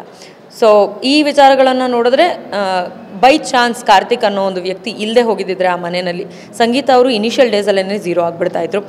ಅದಾದಮೇಲೆ ಅವರು ಮಾಡಿದಂಥ ರೀತಿ ಭಾಳಷ್ಟು ರೀತಿ ನನಗಿಷ್ಟ ಆಗಿಲ್ಲ. ಬಟ್ ಅವ್ರು ಏನನ್ನೋ ಕ್ರಿಯೇಟ್ ಮಾಡಿ ಆ ಜಾಗನ ತುಂಬಕ್ಕೆ ಪ್ರಯತ್ನ ಪಟ್ಟಿದ್ದಾರೆ, ಅದು ಅವರ ಎಫರ್ಟು. ಅವರ ರೀತಿ ಇಷ್ಟ ಆಗಲಿಲ್ಲ ಅನ್ನೋದಷ್ಟೇ ನಾನು ಹೇಳ್ಬೋದು. ಬಿಟ್ಟರೆ ನನಗೆ ಪರ್ಸ್ನಲಾಗಿ ನನ್ನ ಜೊತೆ ಬಿಹೇವ್ ಮಾಡಿದಂಥ ವ್ಯಕ್ತಿತ್ವ ಇಷ್ಟ ಆಗಲಿಲ್ಲ, ಇದನ್ನು ಹೇಳ್ಬೋದು. ಕಾರ್ತಿಕ್ ಅವ್ರ ಎಫರ್ಟ್ಸನ್ನು ಅವ್ರು ಆಗ್ತಾ ಬಂದಿದ್ದಾರೆ. ಆ್ಯಂಡ್ ನಿಮ್ಮ ಎಫರ್ಟು ನನ್ನ ಎಫರ್ಟು ಮ್ಯಾಚ್ ಆಗಬೇಕಂತ ಇಲ್ಲ. ಅವ್ರ ಎಫರ್ಟ್ನ ಅವ್ರು ಹಾಕಿದ್ದಾರೆ, ಬೇರೆಯವ್ರ ಎಫರ್ಟ್ನ ಬೇರೆಯವ್ರು ಹಾಕಿದ್ದಾರೆ. ಅವರ ಪ್ರಯತ್ನ ಇನ್ನೂ ನಡೀತಾನೆ ಇದೆ, ಅದಕ್ಕೆ ಅವರು ಇವತ್ತು ಟಾಪ್ 6ಅಲ್ಲಿದ್ದಾರೆ. ಕಾರ್ತಿಕ್ಕು ಮಡಕೆ ಹೊಡಿತಾರೆ, ಸಂಗೀತ ಇಲ್ಲದೆ ನಾನು ಝೀರೋ ಅಲ್ಲ ಅನ್ನೋದನ್ನು ಪ್ರೂವ್ ಮಾಡ್ತೀನಿ ಅಂತ. ಅದನ್ನೇ ಮನಸ್ಸಲ್ಲಿ ಇಟ್ಕೊಂಡು ಸಂಗೀತ ಅವರು ಟಾರ್ಗೆಟ್ ಮಾಡ್ತಿದ್ದಾರೆ ಕಾರ್ತಿಕ್ ಅವರನ್ನು ಅಂತ ಅನ್ನಿಸ್ತಿದೆ. ಬಿಕಾಸ್ ಪ್ರತಾಪ್ ಅವ್ರನ್ನ ಈಶಾನಿ ಬಂದು ಒಂದು ಮಾತು ಹೇಳ್ತಾರೆ, ಆವಾಗ ಯಾವುದೇ ರೀತಿ ಸ್ಟ್ಯಾಂಡ್ ತಗೊಳ್ಳೋದಿಲ್ಲ ಸಂಗೀತ ಅವರು ಪ್ರತಾಪ್ ಸೈಡು. ಅದೇ ನಿನ್ನೆ ಎಪಿಸೋಡ್ನಲ್ಲಿ ಕಾರ್ತಿಕ್ಕು ಪ್ರತಾಪ್ಗೆ ಏನೋ ಒಪಿನಿಯನ್ ಕೊಡು, ಇದ್ರ ಬಗ್ಗೆ ನೀನು ಹೇಳಿದ್ದು ಸರಿ ಇಲ್ಲ ಸ್ಟೇಟ್ಮೆಂಟ್ ಅಂತ ಹೇಳಿದಾಗ ಕಾರ್ತಿಕ್ ಮೇಲೆ ಹೋಗ್ತಾರೆ. ಕಾರ್ತಿಕ್ ಅವರು ಸಂಗೀತ ಅವ್ರನ್ನ ಚೇಲ ಅಂತ ಅಂತಾರೆ. ಬೇಕು ಅಂತಲೇ ಕಾರ್ತಿಕ್ನ ಸಂಗೀತ ಅವರು ಲೋ ಮಾಡೋದಕ್ಕೆ ಟಾರ್ಗೆಟ್ ಮಾಡ್ತಿದ್ದಾರೆ. ಖಂಡಿತ ಹೌದು. ಯಾಕಂತಂದರೆ ಭಾಳಷ್ಟು ಜಾಗದಲ್ಲಿ ನೋಡಿದ್ದೀನಿ, ಇದನ್ನು ನೀವು ನೋಟಿಸ್ ಮಾಡಿರೋದು ಐ ಆಮ್ ಹ್ಯಾಪಿ. ಯಾಕಂದರೆ ತುಂಬ ಜಾಗದಲ್ಲಿ ನೋಡಿದ್ದೀನಿ ನಾನು, ಸಂಗೀತಂಗೆ ಬೇಕು ಅಂದಾಗ ಮಾತ್ರ ಅವರು ಯಾರ್ದಾದ್ರೂ ಪರವಾಗಿ ನಿಲ್ತಾರೆ, ಬಿಟ್ಟರೆ ಬೇಕಾಗಿದ್ದ ಜಾಗದಲ್ಲಿ ನಿಲ್ಲಲ್ಲ. ನನ್ನ ಬಗ್ಗೆ ವಿನಯ್ ಮಾತಾಡಿದಾಗ ಅವ್ರು ಅಲ್ಲೇ ಇದ್ರೂ ಕೇಳಿಸ್ಕೊಂಡು ಸುಮ್ಮನೆ ಬಂದಿದ್ದಾರೆ. ಅದಾದಮೇಲೆ ಅವರಲ್ಲಿ ನಿಂತ್ಕೊಳ್ಳೋಂಥ ಪ್ರಯತ್ನ ಎಲ್ಲೂ ಮಾಡಲಿಲ್ಲ. ನಾನು ನಿಂತ್ಕೊಂಡಾಗ ಈ ವಿಷಯ ನನಗೆ ಗೊತ್ತಿತ್ತು, ಬಟ್ ನಾನು ಅಲ್ಲಿ ಮಾತಾಡಲಿಲ್ಲ, ಹಾಗಾಗಿ ನಾನು ಮಾತಾಡಲಿಲ್ಲ ಅಂತ ಹೇಳ್ತಾರೆ. ಸೊ ಆಗಲೇ ಗೊತ್ತು ನನಗೆ ಇದು ಸಮ್ವೇರ್ ಅರೌಂಡ್ 50 ಡೇಸಲ್ಲಿ ನಡೆದಂಥ ಒಂದು ವಿಚಾರ. ಈ ವಿಚಾರವನ್ನು ನಾನು ನೋಟಿಸ್ ಮಾಡಿದೆ. ಏನು ಗೊತ್ತಾ, ಅವ್ರಿಗೆ ಕ್ಯಾಮ್ರಾ ಅವ್ರ ಮೇಲೆ ಫೋಕಸ್ ಇರಬೇಕು, ಆ ಸ್ಪೇಸ್ ಅವ್ರಿಗೆ ಸಿಕ್ಕಿರಬೇಕು, ಅವಾಗಷ್ಟೇ ಅವ್ರು ನಿಂತ್ಕೋತಾರೆ, ವಾದ ಮಾಡ್ತಾರೆ. ಇವಾಗ ಅದೊಂದು ಚಟುವಟಿಕೆ ನಡೀತಾ ಇದ್ದಿದ್ದು ಮಧ್ಯದಲ್ಲಿ ಆಗಿದ್ದಂಥದ್ದು, ಪ್ರತಾಪ್ ಹತ್ರ ಮಾತಾಡ್ತಿರ್ಬೇಕಾದ್ರೆ. ಆ್ಯಂಡ್ ಅವ್ರಿಗೆ ಪ್ರತಾಪಿಂದ ಸಹಾಯ ಆಗುತ್ತೆ, ಅಥವಾ ಯಾವುದೋ ಒಂದು ಓಟ್ ಬರುತ್ತೆ, ಯಾವುದೋ ಒಂದು ವಿಚಾರದಲ್ಲಿ ಅವನು ಸಪೋರ್ಟ್ ಮಾಡ್ತಾನೆ, ಅಥವಾ ಈ ಒಂದು ಜಾಗದಲ್ಲಿ ನಾನು ಮಾತಾಡಿದ್ರೆ ನಾನು ನಿಂತೆ ಅಂತ ಹೇಳ್ಬೋದು ಅನ್ನೋದಿದ್ದರೆ ಮಾತ್ರನೇ ಅವ್ರು ನಿಂತ್ಕೊಂಡು ಮಾತಾಡೋ ಥರ ಆ್ಯಕ್ಟ್ ಮಾಡ್ತಾರೆ. ಅವ್ರಿಗೆ ನಿಜವಾಗ್ಲೂ ಮಾತಾಡಬೇಕು ಅಂತ ಅನ್ಸಿದ ಜಾಗದಲ್ಲಿ ಮಾತಾಡಲ್ಲ, ಅಥವಾ ಅವ್ರಿಗೆ ಅಲ್ಲಿ ಅಡ್ವಾಂಟೇಜ್ ಇರಲ್ಲ. ಸೊ ಹಾಗಾಗಿ ಮಾತಾಡಲ್ಲ. ಇಶಾನಿ ಅವರು ಬಂದು ಮಾತಾಡಿದಾಗ ನಾನು ವೀಡಿಯೋ ನೋಡಿದೆ, ಭಾಳಷ್ಟು ಜನ ಇದ್ದೀವಲ್ಲಿ. ಡೈರೆಕ್ಟ್ ಟಾಕ್ ಸಂಗೀತನ ಜೊತೆಗೆ ಆಗಿದೆ, ಏನೂ ರಿಯಾಕ್ಟ್ ಮಾಡಿಲ್ಲ. If you are really genuine, ನೀನು ಯಾಕಲ್ಲಿ ಮಾತಾಡಲಿಲ್ಲ, ಮಾತಾಡ್ಬೋದಾಗಿತ್ತು. ಈ ವಿಷಯ ನನಗೆ ಗೊತ್ತಾಗಿದ್ದು ನಾನು ಎಲಿಮಿನೇಟ್ ಆದಮೇಲೆ. ಬಟ್ ಈ ಥರ ವಿಚಾರಗಳು ಬಹಳಷ್ಟು ನಡೆಯುತ್ತೆ ಮನೆ ಒಳಗಡೆ. ಮೇ ಬಿ ಅದು ನಿಮ್ಮವರೆಗೂ ರೀಚ್ ಆಗಿರಲ್ಲ, or maybe it's not even important. But ಅವರನ್ನು ಹೈಲೈಟ್ ಮಾಡ್ಕೊಳ್ಳೋವಂಥ ಜಾಗ ಇದೆ, ಅಥವಾ ಅದರಿಂದ ನನಗೇನಾದರೂ ಒಂದು ಅಡ್ವಾಂಟೇಜ್ ಇದೆ ಅಂದರೆ ಮಾತ್ರನೇ ಅವರು ಸ್ಟ್ಯಾಂಡ್ ತೊಗೊಳ್ತಾರೆ, ಇಲ್ಲಾಂದರೆ ಇಲ್ಲ. ಕಾರ್ತಿಕ್ ಅವರು ತುಂಬ ಲೋ ಆಗಿದ್ದಾರೆ, ಅವ್ರಿಗೆ ಯಾರಾದರೂ ಸಪೋರ್ಟ್ ಬೇಕೇ ಬೇಕು ಅಂತ ಹೇಳ್ತಾರೆ. ಎಲ್ಲರೂ ಕೂಡ ಹೇಳೋದು ಅದೇ ಪಾಯಿಂಟೇ. ಆದರೆ ಅಫ್ಕೋರ್ಸ್ ಯಾರೂ ಇಲ್ಲದೇ ಇದ್ದಾಗ ಎಲ್ಲರೂ ಲೋ ಆಗೋದಂತೂ ಖಂಡಿತ. ಎಲ್ಲರೂ ಬೇರೆಯವ್ರ ಜೊತೆ ಅಂದರೆ ಅವ್ರನ್ನ ಬಿಟ್ಟು ಇವ್ರನ್ನ ಬಿಟ್ಟು ಪಾರ್ಟ್ ಎ ಇತ್ತು, ಪಾರ್ಟ್ ಬಿ ಇತ್ತು, ಪಾರ್ಟ್ ಸಿಗೆ ಹೋಗಿದ್ದಾರೆ ಈಗ ಅಂತ ಹೇಳ್ತಾರೆ ಎಲ್ಲರೂ ಕೂಡ.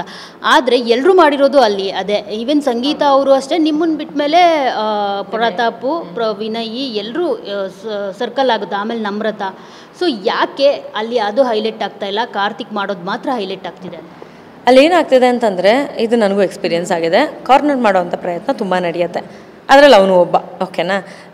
ಇದು ಈ ರೀತಿ ನಡೀತಿರ್ಬೇಕಾದ್ರೆ ನಾನು ಎಕ್ಸಾಂಪಲ್ ಕೊಡ್ತೀನಿ. ಪಾಪ ನಮ್ರತಾ ಅವ್ರ ಮೇಲೆ ಏನೂ ಪ್ರಾಬ್ಲಮ್ ಇಲ್ಲ ನನಗೆ, ಬಟ್ ಅವ್ರದ್ದೊಂದು ಎಕ್ಸಾಂಪಲ್ ಕೊಡ್ತೀನಿ.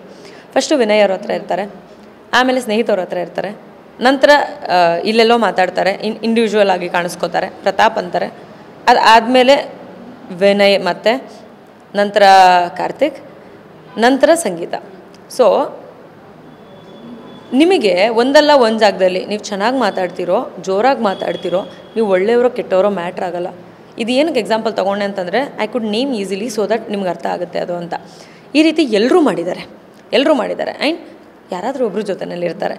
ಇಲ್ಲಿ ಏನಾಗುತ್ತೆ, ನಮ್ರತಾ ಅವ್ರನ್ನ ಏನಕ್ಕೆ ಜೊತೆಯಲ್ಲಿ ಉಳಿಸ್ಕೋತಾರೆ ಅಂತಂದರೆ, ದೇ ಫೀಲ್ ಅವ್ರಿಗಿಂತ ನಾನು ಸ್ಟ್ರಾಂಗ್ ಅಂತ. ಅದೇ ಕಾರಣಕ್ಕೆ ಸೈಲೆಂಟ್ ಆಗ್ತಾರೆ. ಇದನ್ನು ನಾನು ನೋಟಿಸ್ ಮಾಡಿರೋದು. ಸರಿ ಇರ್ಬೋದು, ತಪ್ಪಿರ್ಬೋದು, ಬಟ್ ನನ್ನ ಕ್ಯಾಲ್ಕುಲೇಷನ್ ಇದೇ ಇತ್ತು. ಯಾಕೆ ಸಂಗೀತ ನಮ್ರತನ ಹತ್ರ ಸೇರಿಸ್ಕೊಂಡು ಆರಾಮಾಗಿದ್ರು ಅಂತಂದರೆ, ಶಿ ಫೀಲ್ಸ್ ನಮ್ರತಾ ನನಗಿಂತ ವೀಕ್ ಇದ್ದಾರೆ. ವಿನಯ್ ಅವ್ರ ಬಾಂಡಿಂಗ್ ಇರ್ಬೋದು, ಬಟ್ ಕಂಟೆಸ್ಟೆಂಟ್ ಅಂತ ಬಂದಾಗ ಅವ್ರ ಪಾಯಿಂಟ್ ಆಫ್ ವ್ಯೂ ಇದಾಗಿರುತ್ತೆ. ಅದೇ ಕಾರ್ತಿಕ್ ಅಂತ ಬಂದಾಗ ಅದಾಗಲ್ಲ. ಯಾಕಂದರೆ ಕಾರ್ತಿಕ್ ಕೂಡ ಅಷ್ಟೇ ಸ್ಟ್ರಾಂಗ್ ಅಂತ ಫೀಲ್ ಮಾಡ್ತಾರೆ.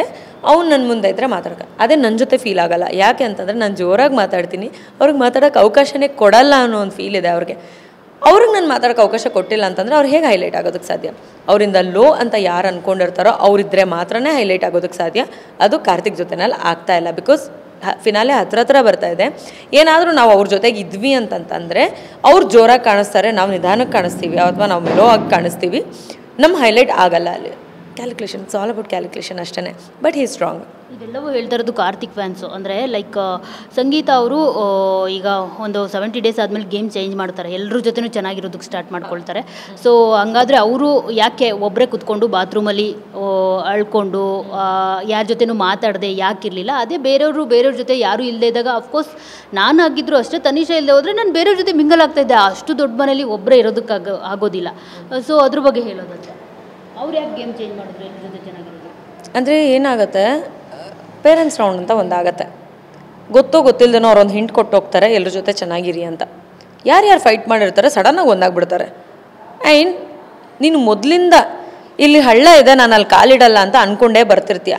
ಪೇರೆಂಟ್ಸ್ ಬಂದು ಹೇಳಿದ ತಕ್ಷಣ ನೀನು ಹೆಂಗೆ ಕಾಲಿಡ್ತೀಯ ಆ ಹಳ್ಳದಲ್ಲಿ? You can believe that, right? So ಸಡನ್ನಾಗಿ ಫೇಕಾಗಿ ಕಾಣಿಸೋಕ್ಕೆ ಸ್ಟಾರ್ಟ್ ಆಗುತ್ತೆ. ಬಿಕಾಸ್ ನೀವು ಏನು ಅನ್ನೋದು ನಾವು ಆಲ್ರೆಡಿ 70 ದಿನ ನೋಡಿರ್ತೀವಿ. ನೀವು ಹಂಗಾದರೆ 70 ದಿನದವರೆಗೂ ತೋರಿಸಿದಂಥ ವ್ಯಕ್ತಿ ಸುಳ್ಳು, ಆರ್ ಇವತ್ತಿಂದ ತೋರಿಸ್ತಾ ಇರೋದು ಸುಳ್ಳು. ಅದೇ ನಮಗಾಗಿತ್ತು. ಈ ರೀತಿ ಚೇಂಜ್ ಆದಾಗ ಅವ್ರಿಗೆ ಒಂದು ಅರ್ಥ ಆಗುತ್ತೆ. ಪೇರೆಂಟ್ಸ್ ಬಂದಾಗ ಎಲ್ಲರ ಜೊತೆ ಚೆನ್ನಾಗಿತ್ತು ಅಂತಂದರೆ ವೋಟಿಂಗ್ಸ್ ಚೆನ್ನಾಗಿ ಬರುತ್ತೆ, ವೋಟಿಂಗ್ಸ್ ಚೆನ್ನಾಗಿತ್ತು ಅಂತಂದರೆ ನಮಗೊಂದು ಹೆಜ್ಜೆ ಮುಂದೆ ಇಡೋದಕ್ಕೆ ಚೆನ್ನಾಗಾಗುತ್ತೆ ಅಂತ. ಬಟ್ ಅವ್ರು ಅಲ್ಲಿಗೆ ಫೇಕ್ ಆಗ್ತಾರೆ. ಅವ್ರು ಅಲ್ಲದೇ ಇರೋವಂಥ ಒಂದು ವ್ಯಕ್ತಿನ ಹೊರಗಡೆ ತರ್ತಾರೆ. ಬೇಕಾಗಿರೋ ಜಾಗದಲ್ಲಿ ಮಾತ್ರ ತರ್ತಾರೆ, ಎಲ್ಲ ಜಾಗದಲ್ಲೂ ತರಲ್ಲ, ಬೇಕಾಗಿರೋ ಜಾಗದಲ್ಲಿ ಮಾತ್ರ ತೊಗೊಂಬರ್ತಾರೆ. ಅವ್ರಿಗೊಂದು ಸ್ಟೆಪ್ ಸಿಗ್ತಾ ಹೋಗುತ್ತೆ. ಆ ಸ್ಟೆಪ್ ಸಿಕ್ಕಿದ ಮೇಲೆ ಮತ್ತೆ ಯಾವ ಸ್ಟೆಪ್ಪನ್ನು ಯೂಸ್ ಮಾಡ್ಕೊಂಡು ಅವ್ರು ಹತ್ತಿರ್ತಾರೆ ಅದನ್ನು ಮರ್ತಿರ್ತಾರೆ. ಅವರು ಎಡು ಬೀಳೋದು ತುಂಬ ಎವಿಡೆಂಟಾಗಿ ಕಾಣಿಸ್ತದೆ. ಅದು ಕೆಡ್ದಾಗ ಆಗದೇ ಇರಲಿ ಅಂತ ನಾನು ವಿಶ್ ಮಾಡ್ತೀನಿ. ಬಿಕಾಸ್ ಈ ರೀತಿಯಾದ ಒಂದು ನೇಚರ್ ಇಟ್ಕೊಂಡು ನಮ್ಮ ಜೀವನದಲ್ಲಿ ನಾವು ಇದ್ವಿ ಅಂತಂದರೆ ನಮಗಾಗೋಷ್ಟು ಎಡವಟ್ಟು ಬೇರೆಯವ್ರಿಗಾಗಲ್ಲ. ಅದು ಈ ಕ್ಷಣಕ್ಕೆ ನೀವು ಮೇಲೆ ಬರ್ಬೋದು, ನೀವು ಟ್ರೋಫಿ ಕೂಡ ತೊಗೋಬೋದು, ಗೇಮ್ಗೋಸ್ಕರ ನಾನು ಇದನ್ನೆಲ್ಲ ಮಾಡಿದೆ ಅಂತ ಹೇಳ್ಬೋದು. ಬಟ್ ಜೀವನದಲ್ಲಿ ಎಡವಿದ್ರೆ ಎದ್ದೇಳಕ್ಕೆ ತುಂಬ ಕಷ್ಟ ಆಗುತ್ತೆ. ಏನೋ ಮಾಡಲು ಹೋಗಿ ಮತ್ತಿನ್ನೇನೋ ಮಾಡಿದರು ಅನ್ನೋ ರೀತಿ ಕಾರ್ತಿಕ್ಕು ನಿಮ್ಮನ್ನು ನಾಮಿನೇಟ್ ಮಾಡಿ ಎಲ್ಲೋ ಒಂದು ಕಡೆ ತಪ್ಪು ಹೆಜ್ಜೆ ಇಟ್ರ ಅಂತ. ಬಿಕಾಸ್ ಅವರು ಎಲ್ಲರೂ ಮನೆಯಲ್ಲಿ ಬಯಾಸ್ಡ್ ಅನ್ಕೊಂಡು ಹೇಳ್ತಾರೆ, ಇಲ್ದ ಅದರ್ವೈಸ್ ಇವನು ಫ್ರೆಂಡ್ಗೆ ಸಪೋರ್ಟ್ ಮಾಡ್ದೆ ಹೇಗೆ ಇವನ ವ್ಯಕ್ತಿತ್ವನ ಇಷ್ಟಪಡೋದು ಅಂತ ಹೇಳ್ಬಿಟ್ಟು ಆಡಿಯನ್ಸ್ಗೋ ಅದರ್ವೈಸ್ ಬಿಗ್ ಬಾಸ್ಗೋ ಮನೇಲಿರೋ ಕಂಟೆಸ್ಟೆಂಟ್ಗಳಿಗೋ ಏನೋ ಪ್ರೂವ್ ಮಾಡೋಕ್ಕೆ ಹೋಗಿ ಮಿಸ್ಟೇಕ್ ಮಾಡ್ಕೊಂಡ್ರ ಅಂತ. ನಾನು ಹೇಳಬೇಕಾಗಿದ್ದನ್ನೆಲ್ಲ ನೀವೇ ಹೇಳಿಬಿಟ್ರಿ. ಆ್ಯಕ್ಚುಲಿ ಹೌದು, ಅವ್ರು ಅದೇ ಒಂದು ಕ್ಯಾಲ್ಕುಲೇಷನಲ್ಲಿ, ಬಿಕಾಸ್ ಇಷ್ಟು ದಿನ ಒಂದು 100 ದಿನ ನೋಡಿದ ಒಂದು ವ್ಯಕ್ತಿ ನನಗೆ ಅರ್ಥ ಆಗಲಿಲ್ಲ ಅಂತಂದರೆ ತಪ್ಪಾಗುತ್ತೆ. ಅವನು ಇದೇ ಅಂದ್ಕೊಂಡು ನಾಮಿನೇಟ್ ಮಾಡಿದ್ದು. ಬಟ್ ನಾಮಿನೇಟ್ ಮಾಡಿದಂಥ ಸಮಯ ರಾಂಗ್ ಇರಬಹುದು. ಏನು ಗೊತ್ತಾ, ನಮಗೆ ಇದೇ ಬರೋದು ಅಂತಂದಾಗ ನಾವು ಅದನ್ನೇ ಮಾಡೋದ್ರಲ್ಲಿ ತಪ್ಪಿಲ್ಲ. ಬಟ್ ಯಾರೋ ಅನ್ಕೋತಾರೆ ಅಂತ ಚೇಂಜ್ ಮಾಡೋಕ್ಕೋಗಿ ಅವನಿಲ್ಲ ಅಂದರೆ ಇನ್ನೊಬ್ಬ ನಾಮಿನೇಟ್ ಮಾಡ್ತಿದ್ದ ನನ್ನ. There is no big deal in nomination. And ಈ 15 ವಾರದಲ್ಲಿ 13 ವಾರ ನಾನು ನಾಮಿನೇಟ್ ಆಗಿದ್ದೀನಿ. No big deal at all. 12-13 ವಾರ ನಾಮಿನೇಟ್ ಆಗಿದ್ದೀನಿ. ಬಿಗ್ ಡೀಲ್ ಅಲ್ವೇ ಅಲ್ಲ ಅದು.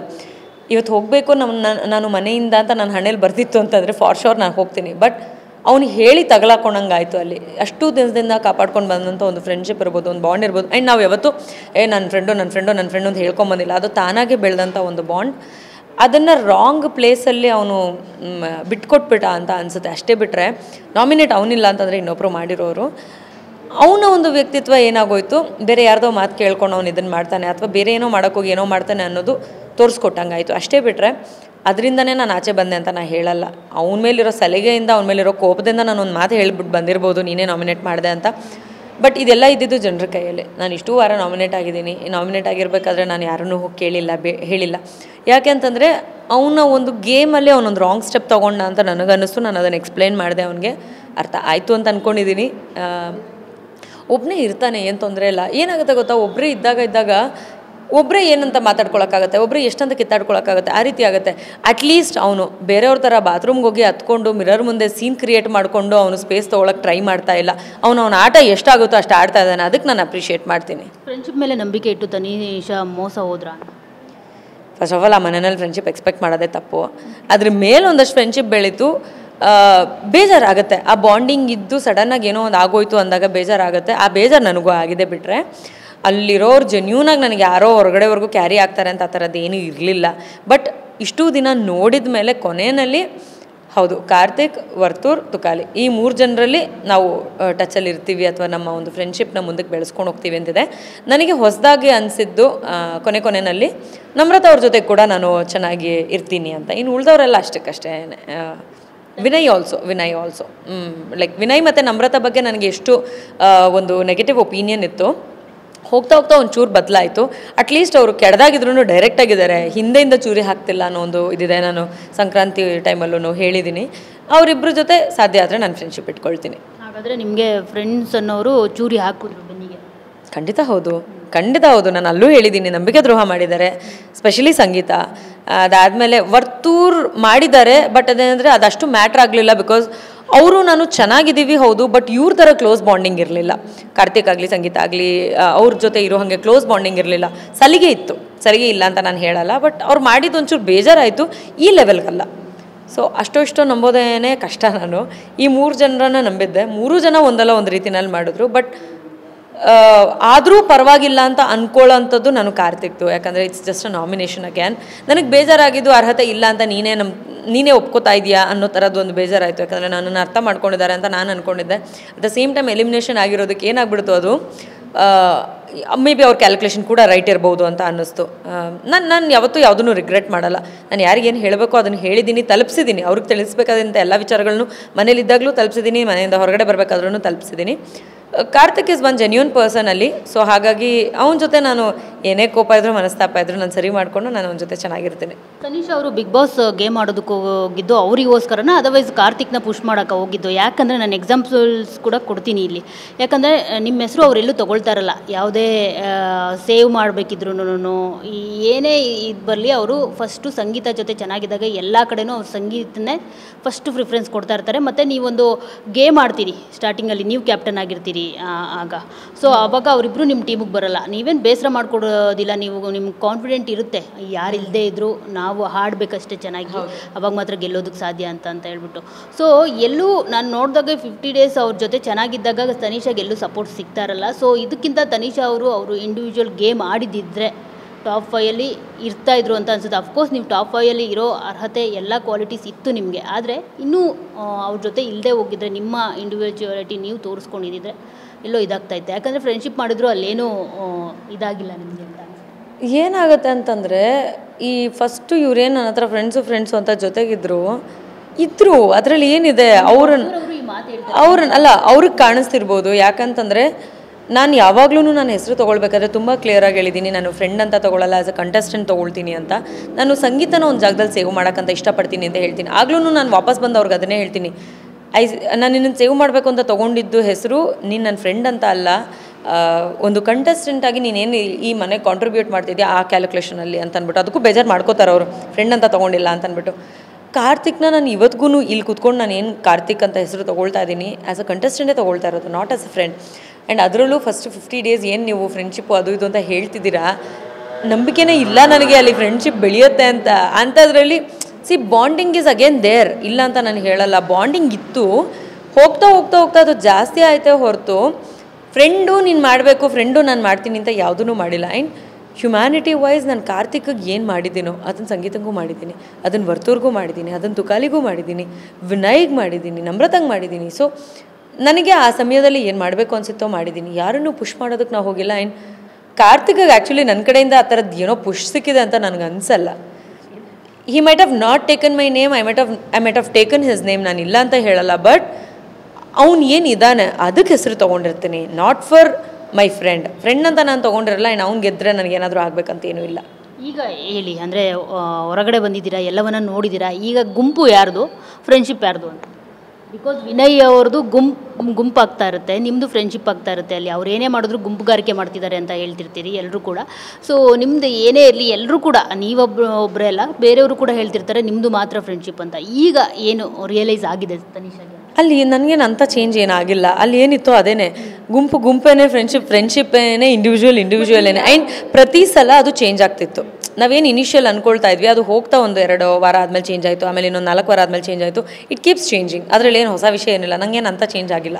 It's all the same. Karthik ಅವ್ರದ್ದು part A Sangeetha, part B Namratha, ಇದು ಗೇಮ್ಗೆ ಮಾಡಿರೋ ಸ್ಟ್ರಾಟಜಿನ? ಬಿಕಾಸ್ ನೀವೇ ಒಂದು ಟೈಮಲ್ಲಿ ಹೇಳ್ತೀರಾ ಲೈಕ್ ಯಾರು ಎಲ್ಲಿ ಎಡವಿದ್ದಾರೆ, ಹೇಗೆ ಎಡವಿದ್ದಾರೆ ಅಂತ ಎಲ್ರಿಗೂ ಗೊತ್ತು ಅಂತ. ಅದು ನೀವು ಹೇಳಿದ್ದು ಕಾರ್ತಿಕ್ಗೆನ?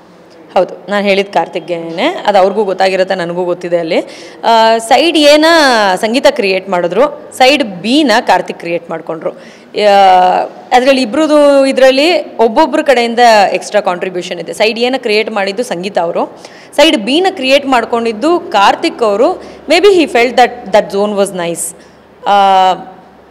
ಅದು ಏನಾಯಿತು, ಮೇ ಬಿ ಅವರಿಬ್ಬರು ಆ ಕಂಫರ್ಟ್ ಝೋನಲ್ಲಿ ಇದ್ದರು ಅನ್ನೋದನ್ನು ಆಕ್ಸೆಪ್ಟ್ ಮಾಡ್ಕೊಳ್ಳೋಕೆ ಬೇರೆಯವ್ರು ರೆಡಿ ಇರಲಿಲ್ಲ. ಬಿಟ್ಟರೆ ನಾನು ಎರಡೂ ಕಡೆ ಇದ್ದೆ, ಇಬ್ಬರು ಇದ್ದಾಗ ಇದ್ದೆ ನಾನು, ನನಗೇನು ಅಂಥ ಚೇಂಜ್ ಅನಿಸ್ಲಿಲ್ಲ. ಹಂಗೆ ನೋಡೋಕ್ಕೋದ್ರೆ ಇನ್ನೂ ಸಂಗೀತ ಅವ್ರದ್ದೇ ಜಾಸ್ತಿ ಓವರಾಗಿ ಇದ್ದಿದ್ದು. ಸೊ ನಮ್ರತ ಅವ್ರದ್ದು ಏನು ಅನಿಸ್ಲಿಲ್ಲ ನನಗೆ. ಆ್ಯಂಡ್ ಕಾರ್ತಿಕ್ ಕಡೆಯಿಂದ ಸೈಡ್ ಬಿ ಆಗಲಿಲ್ಲ. ಒಂದು ಕಡೆ ಇವಂದಿತ್ತು, ಒಂದು ಕಡೆ ಇನ್ನೊಬ್ರದ್ದಿತ್ತು. ತನಿಷಾ ಅವ್ರಿಗೆ ಕಾಲಿಗೆ ಪೆಟ್ಟಾಗೋವರೆಗೂ ಒಂದು ಲೆಕ್ಕ ಇತ್ತು, ಅದಾದಮೇಲೆ ಮತ್ತೊಂದು ಲೆಕ್ಕ. ಯಾಕೆ, ಏನಾಯಿತು ಅಲ್ಲಿ? ಆಸ್ಪತ್ರೆಯಲ್ಲಿ ಯಾರಾದರೂ ನಿಮ್ಮನ್ನು ಮಿಸ್ಲೀಡ್ ಮಾಡಿದ್ರಾ, ನಿಮ್ಮ ಸೌಂಡಿಂಗ್ ಜಾಸ್ತಿ ಇದೆ ಅಂತ? ಯಾಕಂದರೆ ಅಷ್ಟೊಂದು ಸೌಂಡ್ ಮಾಡ್ತಿರ್ತೀರಾ, ಆಪೋಸಿಟ್ ಪರ್ಸನ್ ನಿಮ್ಮ ಜೊತೆ ಮಾತಾಡೋದಕ್ಕೆ ಈಗ ಎದುರುಕೊಳ್ತಾ ಇರ್ತಾರೆ. ಆದರೆ ಆಸ್ಪತ್ರೆಯಿಂದ ಬಂದಮೇಲೆ ನಾವು ಬೇರೆ ತನಿಷಾನೇ ನೋಡ್ತೀವಿ, ಎಲ್ಲಿ ವಾಯ್ಸ್ ರೈಸ್ ಮಾಡಬೇಕು ಅದನ್ನು ಮಾತಾಡೋದೇ ಇಲ್ಲ, ಫುಲ್ ಸೈಲೆಂಟ್ ಆಗಿಬಿಡ್ತಾರೆ. ಹಾಸ್ಪಿಟ್ಲಿಂದ ಬಂದಮೇಲೇ ಅಲ್ವಾ ಈ ರಾಕ್ಷಸರು ಗಂಧರ್ವರು ಟಾಸ್ಕ್ ಆಗಿದ್ದು.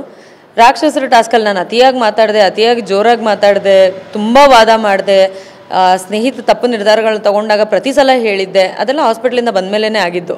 ಅದಕ್ಕೂ ಇದಕ್ಕೂ ಯಾವ ಸಂಬಂಧನೂ ಇಲ್ಲ, ಯಾರೂ ನನಗೆ ಹೇಳಿಲ್ಲ. ಹೇಳಿದ್ದಷ್ಟೇ ಇವರೇ, ನಮ್ರತಾ, ವಿನಯ್, ಇವ್ರುಗಳೇನೆ.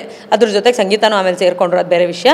ವಾಯ್ಸ್ ಬಗ್ಗೆ ಮಾತಾಡಿದಂಥವ್ರು ಮನೆ ಒಳಗಡೆ ಇದ್ದಂಥವ್ರು, ಹೊರಗಡೆ ಇರೋರು ಮೆಚ್ಕೊತಾ ಇದ್ದಾರೆ ಅಂತ ಗೊತ್ತಿದ್ದಿದ್ರೆ ನಾನು ಏನಕ್ಕೆ ಸೌಂಡ್ ಕಮ್ಮಿ ಮಾಡ್ತಾ ಇದ್ದೆ. ಆ್ಯಂಡ್ ನಾನು ಅದನ್ನು ಹೇಳಿದೆ, ನನಗೆ ಎಲ್ಲಿ ಬೇಕೋ ಅಲ್ಲಿ ನಾನು ಮೆಲೋಡೌನ್ ಆಗಕ್ಕೆ ಟ್ರೈ ಮಾಡಿದೆ. ನನ್ನ ಪೇಷನ್ಸ್ ಮಿಸ್ ಆಗ್ತದೆ ಅಂತ ಅನ್ನಿಸ್ತು.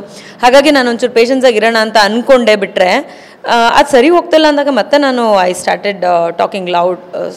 I don't think it's a big difference.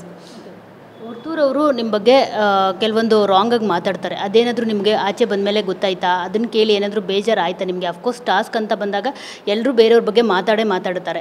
So ಅದ್ರ ಬಗ್ಗೆ ಏನು ಹೇಳ್ತೀನಿ ಅಂತ? ನನಗೆ ಆ್ಯಕ್ಚುಲಿ ನೋಡೋದಕ್ಕೆ ಇಷ್ಟ ಇಲ್ಲ. ನಾನು ಯಾವ ಒಳ್ಳೆ ಒಪಿನಿಯನ್ನ ಯಾರ ಮೇಲೆ ತೊಗೊಂಡು ಬಂದಿದ್ದೀನೋ ಅದು ಹಾಗೇ ಇರಲಿ.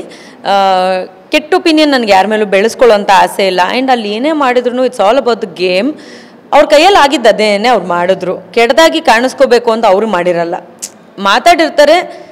ಆ್ಯಂಡ್ ನಾನು ಮಾತಾಡಿಲ್ಲ ಅಂತ ಹೇಳಲ್ಲ. ನಾನು ಕೋಪ ಬಂದಾಗ ನಾನು ಅವ್ರ ಮೇಲೆ ಮಾತಾಡಿರ್ತೀನಿ. ಅವ್ರ ಮುಂದೆನೇ ಮಾತಾಡಬೇಕು ಅಂತ ಏನಿಲ್ಲ, ಹಿಂದೆನೂ ಮಾತಾಡಿರ್ತೀನಿ. ಕೋಪ ಇಸ್ ಟೆಂಪ್ರರಿ, ಅಲ್ಲಿದ್ದಾಗ ಮಾತುಗಳು ಬರುತ್ತೆ ಹೋಗ್ತಿರುತ್ತೆ. ಆ್ಯಂಡ್ ಅವ್ರಿಗೇನಾದರೂ ಕೆಟ್ಟ ಒಪಿನಿಯನ್ ಇದ್ದಿದ್ದಿದ್ರೆ ಪ್ರಾಬಬ್ಲಿ ಅದು ನನಗೆ ಫೀಲ್ ಆಗ್ತಿತ್ತು. ಆ ಫೀಲ್ ಆಗಿದ್ದಿದ್ರೆ ನಾನು ವಾಪಸ್ ಅವ್ರನ್ನೂ ಹಗ್ ಮಾಡಿದಿರ ಬರ್ತಾಯಿದ್ದೆ. ಸೊ ನಾನು ಮಾಡಿ ಬಂದಿದ್ದೀನಿ ಅಂತಂದರೆ I would like to remain the same. Sangeetha ಮತ್ತು ಕಾರ್ತಿಕ್ ಮಧ್ಯೆ ತಂದಿಟ್ಟಿದ್ದು ತನಿಷಾ ಅವರು. ಇದು ಸಂಗೀತ ಅವರ ಫ್ಯಾನ್ಸ್ ಪೇಜ್ಗಳಲ್ಲಿ ಓಡಾಡ್ತಿರೋವಂಥ ಒಂದು ದೊಡ್ಡ ಹಾಟ್ ಟಾಪಿಕ್ಕು. ಇದ್ರ ಬಗ್ಗೆ ನೀವು ಅವ್ರಿಗೆ ಏನು ಆನ್ಸರ್ ಮಾಡೋದಕ್ಕೆ ಇಷ್ಟಪಡ್ತೀರಾ ಫ್ಯಾನ್ಸ್ಗೆ? ಅವ್ರ ತಪ್ಪನ್ನು ಮುಚ್ಚಾಕೊಳ್ಳೋದಕ್ಕೆ ಬೇರೆಯವ್ರನ್ನ ಎತ್ತಿ ಹಿಡಿಯೋದು ಹೊಸದೇನಲ್ಲ. ನಾನು ಬಂದು ನೋಡಿದ್ದೆ. ಅದು ಸಂಗೀತನ ಅಥವಾ ಸಂಗೀತ ಮಾಡಿರುವಂಥ ತಪ್ಪುಗಳನ್ನು ಅವರು ಒಳಗಡೆ ಮುಚ್ಚಾಕೊಳ್ಳೋದಕ್ಕೆ ಯಾವ ಲೆವೆಲ್ಗೆ ಇಳಿತಾರೋ ಅವ್ರ ಫ್ಯಾನ್ಸ್ ಕೂಡ ಅದೇ ಲೆವೆಲ್ಗೆ ಆಚೆ ಇಳಿತಾ ಇದ್ದಾರೆ ಅಂತ ನನಗೆ ಎವಿಡೆಂಟಾಗಿ ಕಾಣಿಸ್ತಾ ಇದೆ. ಸಂಗೀತ ಫ್ಯಾನ್ಸ್ ಪ್ಲೀಸ್, ನೀವು ನ್ಯಾಯವಾಗಿ ಸಂಗೀತ ಒಳ್ಳೆಯದನ್ನು ಏನು ಮಾಡ್ತಾರೆ, ಅವ್ರ ಒಳ್ಳೆತನ ಏನು ಅನ್ನೋದನ್ನ ಪ್ರಮೋಟ್ ಮಾಡಿದ್ರೆ ನಿಮ್ಗೇನಾದರೂ ಉಪಯೋಗ ಆಗ್ಬೋದು.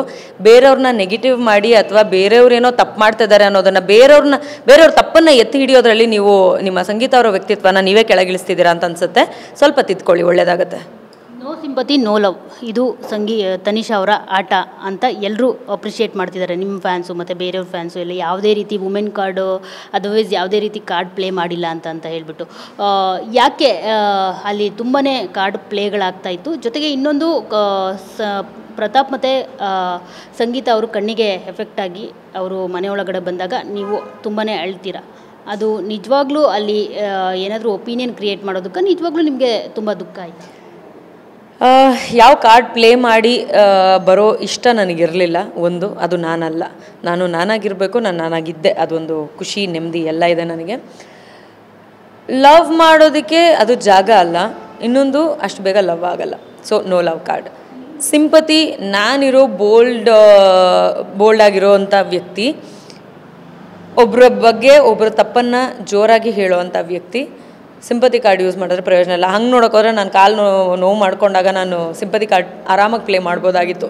ನಾನು ಹಾಕಿದ್ದು ಆ ಬ್ಯಾಂಡೇಜ್ನು ತೆಗೆದು ಪರವಾಗಿಲ್ಲ ಅಂದ್ಕೊಂಡು ಬಂದಿದ್ದೀನಿ. ಆ ಸ್ಟಿಕ್ ನನಗೆ ಕೊಟ್ಟಿದ್ರು ನಡೆಯೋದಕ್ಕೆ, ಅದನ್ನು ಬೇಡ ಅಂತಂದು ಬಂದಿದ್ದೀನಿ. ಯಾಕಂದರೆ ಯಾರ್ದೋ ಸಿಂಪತಿಯಿಂದ ನಾನು ಇದ್ದೀನಿ ಅಂತ ನಾನು ಯಾವತ್ತೂ ನೇಮ್ ತೊಗೋಬಾರ್ದು ಅಂತ ಅಂದ್ಬಿಟ್ಟು. So that's how no sympathy card. And women card, ನಾನು ಮಾಡ್ತೀನಿ ಅನ್ನೋ ನಂಬಿಕೆ ನನಗಿರಬೇಕು. ಅದಕ್ಕೆ ನಾನು ವುಮೆನೇ ಆಗಿರಬೇಕು ಅಂತ ಏನಿಲ್ಲ. ನಾನು ಹೆಂಗಿದ್ದೀನಿ ಹಂಗೆ ನಾನು ಮಾಡಿ ತೋರಿಸ್ತೀನಿ. So no women card. ನನಗೆ ವುಮೆನ್ ಅಂತ ನೀವು ಪ್ರಿಫರೆನ್ಸ್ ಕೊಡಿ ಅಂತ ನಾನು ಯಾವತ್ತೂ ಕೇಳೋಕ್ಕೆ ಹೋಗಿಲ್ಲ. ನಿನ್ನ ಲೆವೆಲ್ಗೆ ನಾನು ಆಡ್ತೀನಿ ಗುರು, ನನಗೆ ಆಡೋಕ್ಕೆ ಬರುತ್ತೆ, ನಾನು ಆಡಿ ತೋರಿಸಿದ್ದೀನಿ. ನಿನ್ನ ಲೆವೆಲ್ಗೆ ನನಗೆ ಮಾತಾಡೋಕ್ಕೆ ಬರುತ್ತೆ, ಆರ್ಗ್ಯುಮೆಂಟ್ ಆಗಲಿ ನಾರ್ಮಲ್ ಮಾತಾಗಲಿ. ನೀನು ನಾನು ಅನ್ನೋ ಡಿಫ್ರೆನ್ಸ್ ಯಾಕೆ? You are a contestant, I am a contestant and that's all. So no other cards. ಅದಾದಮೇಲೆ ನನಗೆ ಹೇಗಿರಬೇಕಿತ್ತೋ ಆಗಿದ್ದೀನಿ ನಾನು. ಬೇರೆಯವ್ರು ಯೂಸ್ ಮಾಡ್ತಾರೆ ಅಂತ ನಾನು ಮಾಡಿದ್ರೆ ನಾನು ಫೇಕ್ ಆಗ್ತೀನಿ. ನನಗೆ ಫೇಕ್ ಆಗೋದಕ್ಕೆ ಇಷ್ಟ ಇಲ್ಲ. ನನಗೇನು ಜೆನ್ಯೂನ್ ಅನಿಸ್ತೋ ನಾನು ಅದನ್ನು ಅಷ್ಟೇ ಮಾಡಿದ್ದೀನಿ. ಇದೆಲ್ಲ ಡ್ರಾಮಾ ನಡೀತಾಯಿತ್ತಂತ ಒಂದು ಸಂದರ್ಭದಲ್ಲಿ ಆ್ಯಕ್ಚುಲಿ ಆ ಟಾಸ್ಕಲ್ಲಿ ನಾನು ಕೂರಬೇಕಾಗಿತ್ತು. ಸಂಗೀತ ಅವ್ರು ಓವರ್ ಬ್ರಿಲಿಯಂಟ್ ಬ್ರೈನ್ ಯೂಸ್ ಮಾಡಿಬಿಟ್ಟು ಇಲ್ಲ ನಾನೇ ಹೋಗ್ತೀನಿ ಅಂತ ಹಠ ಮಾಡಿ ಆ ಜಾಗಕ್ಕೆ ಹೋದರು. ಆವಾಗ ನನಗೆ ಗೊತ್ತಾಗಿರಲಿಲ್ಲ ಅವ್ರು ಯಾಕೆ ಹೋದರು ಅಂತ. ಆ್ಯಕ್ಚುಲಿ ಈಗ ಗೊತ್ತಾಗ್ತಿದೆ ಅವರು ಯಾಕೆ ಅಲ್ಲೇ ಅಷ್ಟು ಹಠ ಮಾಡಿ ನಾನೇ ಹೋಗ್ತೀನಿ. ಬಿಕಾಸ್ ಎವಿಡೆಂಟಾಗಿ ಗೊತ್ತಿತ್ತು ಅವರ ರಾಕ್ಷಸರಾಗಿ ಆಡಿದಂಥ ಆಟಕ್ಕೆ ರಿಸಲ್ಟ್ ತುಂಬ ಕೆಟ್ಟದಾಗಿದೆ ಅಂತ ಅಂದ್ಬಿಟ್ಟು. ಬಟ್ ನಾನು ಅಷ್ಟರ ಮಟ್ಟಿಗೆ ಮಾಡಿರಲಿಲ್ಲ. ಸೊ ಓಕೆ ಝೋನಲ್ಲಿದ್ದೆ. ಸೊ ಆ್ಯಂಡ್ ಕಾಲು ನೋವಿರೋದ್ರಿಂದ ಬೇರೆ ಟಾಸ್ಕ್ಗಳು ಆಡೋಕ್ಕಾಗಲ್ಲ, ಕೂತಿರೋ ತಾನೇ ನಾನು ಕೂತ್ಕೋತೀನಿ ಅಂತ ಅಂದ್ಬಿಟ್ಟು ಮಾತಾಡಿದ್ವಿ. ಅಷ್ಟರಲ್ಲಿ ಏನಾಯಿತು, ನಾನೇ ಹೋಗ್ತೀನಿ ಅಂತವ್ರು ಅವ್ರು ಲೀಡರ್ ಆಗಿದ್ದರು ಆ ಸಮಯದಲ್ಲಿ.